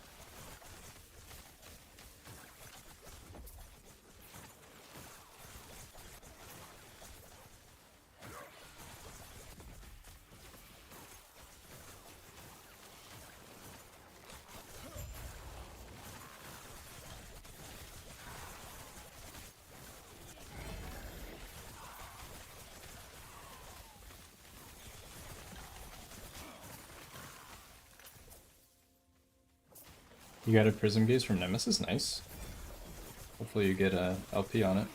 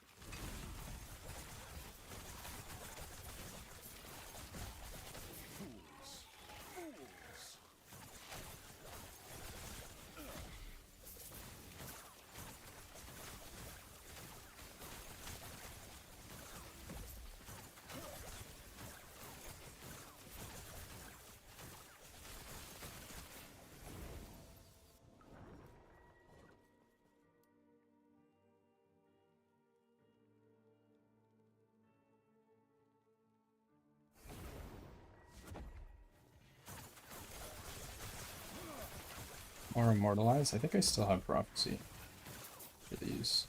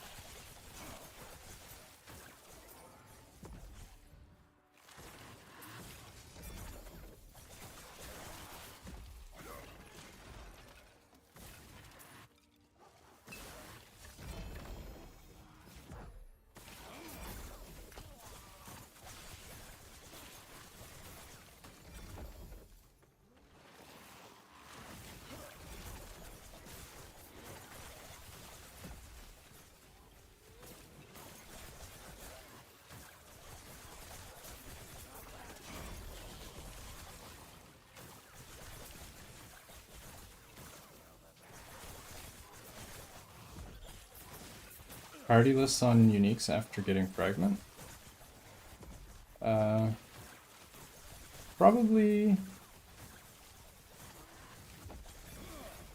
Probably ladle is priority until you are strong enough to use wrong warp and switch to the static warp setup.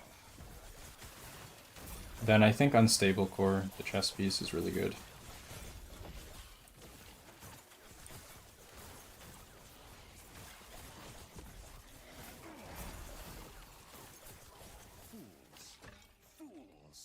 Basically anything that gives you stats. Blood of the Exile boots are also, I think, high priority. Phantom Grip rings or Prismatic Gaze for crit chance is pretty good. Storm Carved, the relic, even without LP, is pretty good.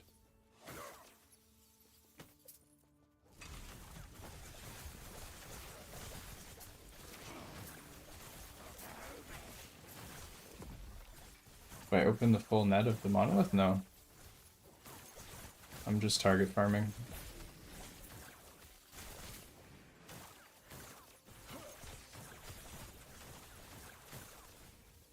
Wouldn't worry too much about Ladle. There's a lot of alternatives you can use. Ladle's good, but it's not mandatory.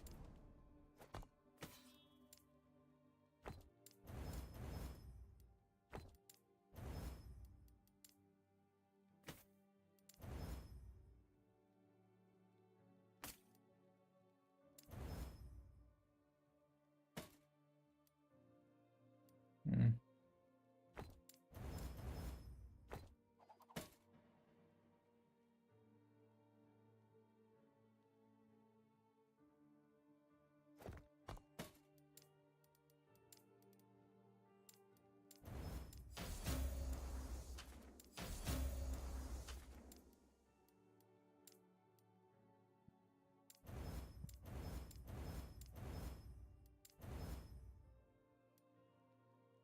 $10, $19, $20, $21.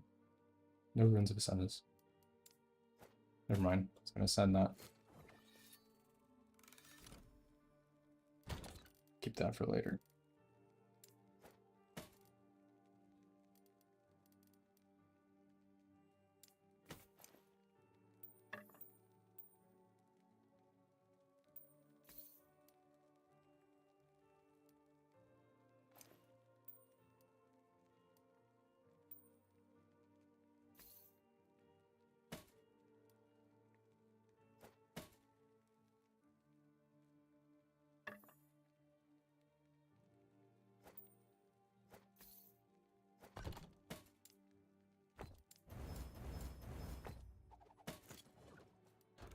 Maybe more stuff to Nemesis.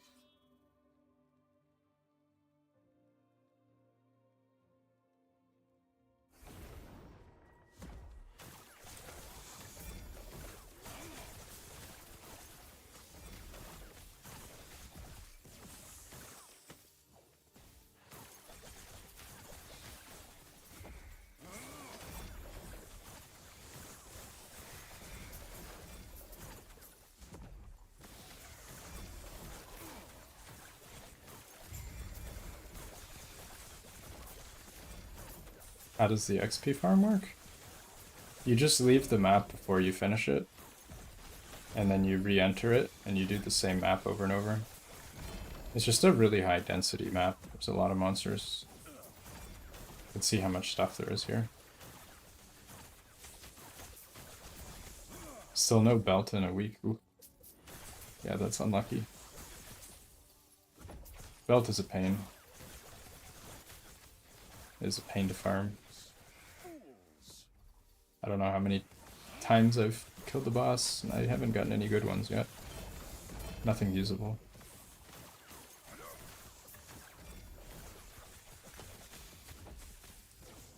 I'll probably be making a video soon on this XP farm.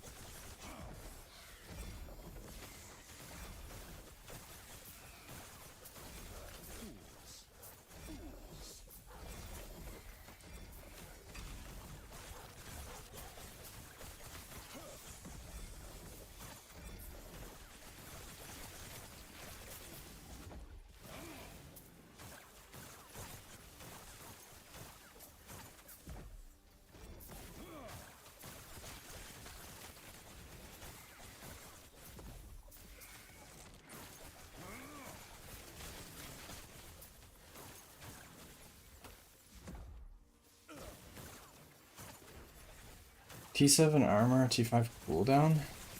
Probably, yeah. I think so. Those are likely the two best options that you have.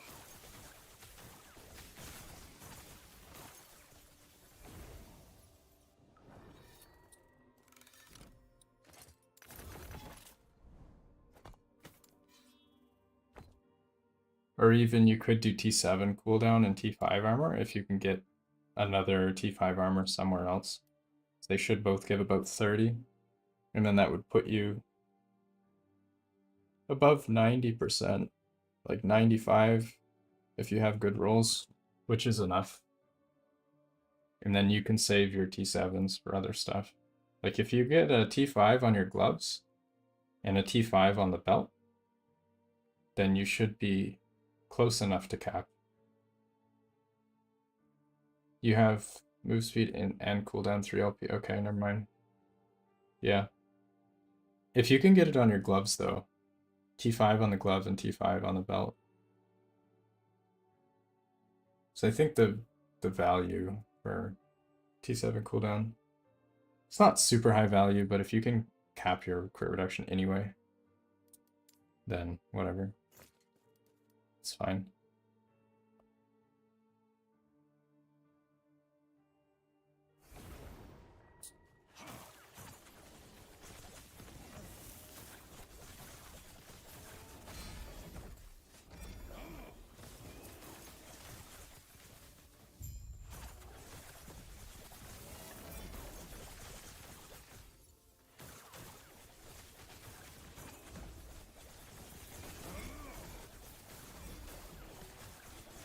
Gloves are impossible? What are you trying to get for gloves? Are you going for Eternal Gauntlets or Weaver? So there's probably a few other options. The Phantom Mire maybe give you a bit more damage. Eternal, yeah. Eternal's a struggle. I don't think Eternal is like strictly necessary.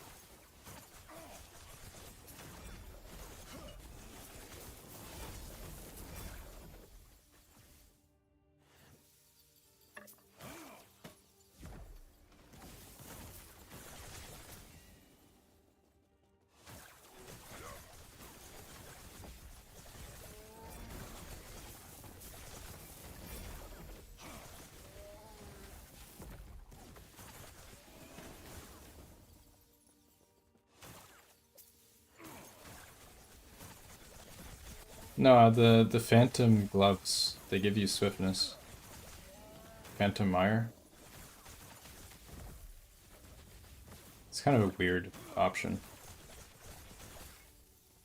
But it would give you another 20% move speed. Yeah, it replaces your evade, but evade doesn't actually make you faster. If you're moving at 180% move speed, do you really care that much about evade?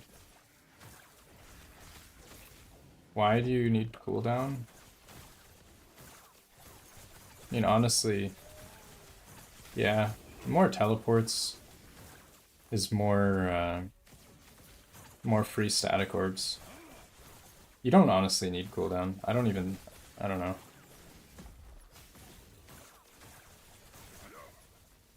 It's sort of just quality of life. It's not necessary.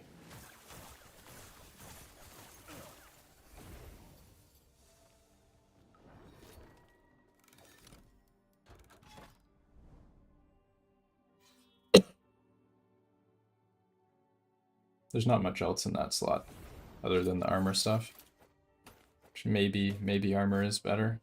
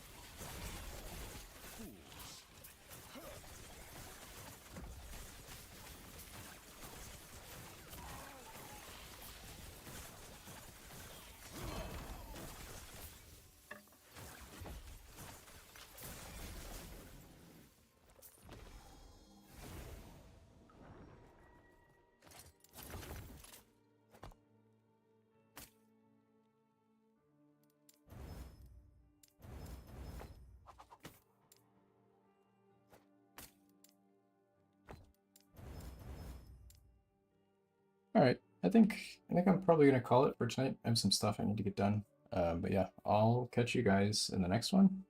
Thank you so much for dropping in. And as always, if you have any questions, feel free to stop by the Discord, linked in the description of all my YouTube videos. And yeah, take care, folks. Let's throw over start up a raid. Let's actually do it correctly this time. Last time I raided somebody who was offline by accident. That wasn't very smart. It's like everybody's playing Path of Exile right now.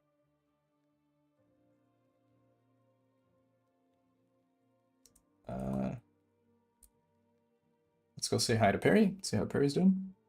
But yeah, I'll catch you guys in the next one. Cheers.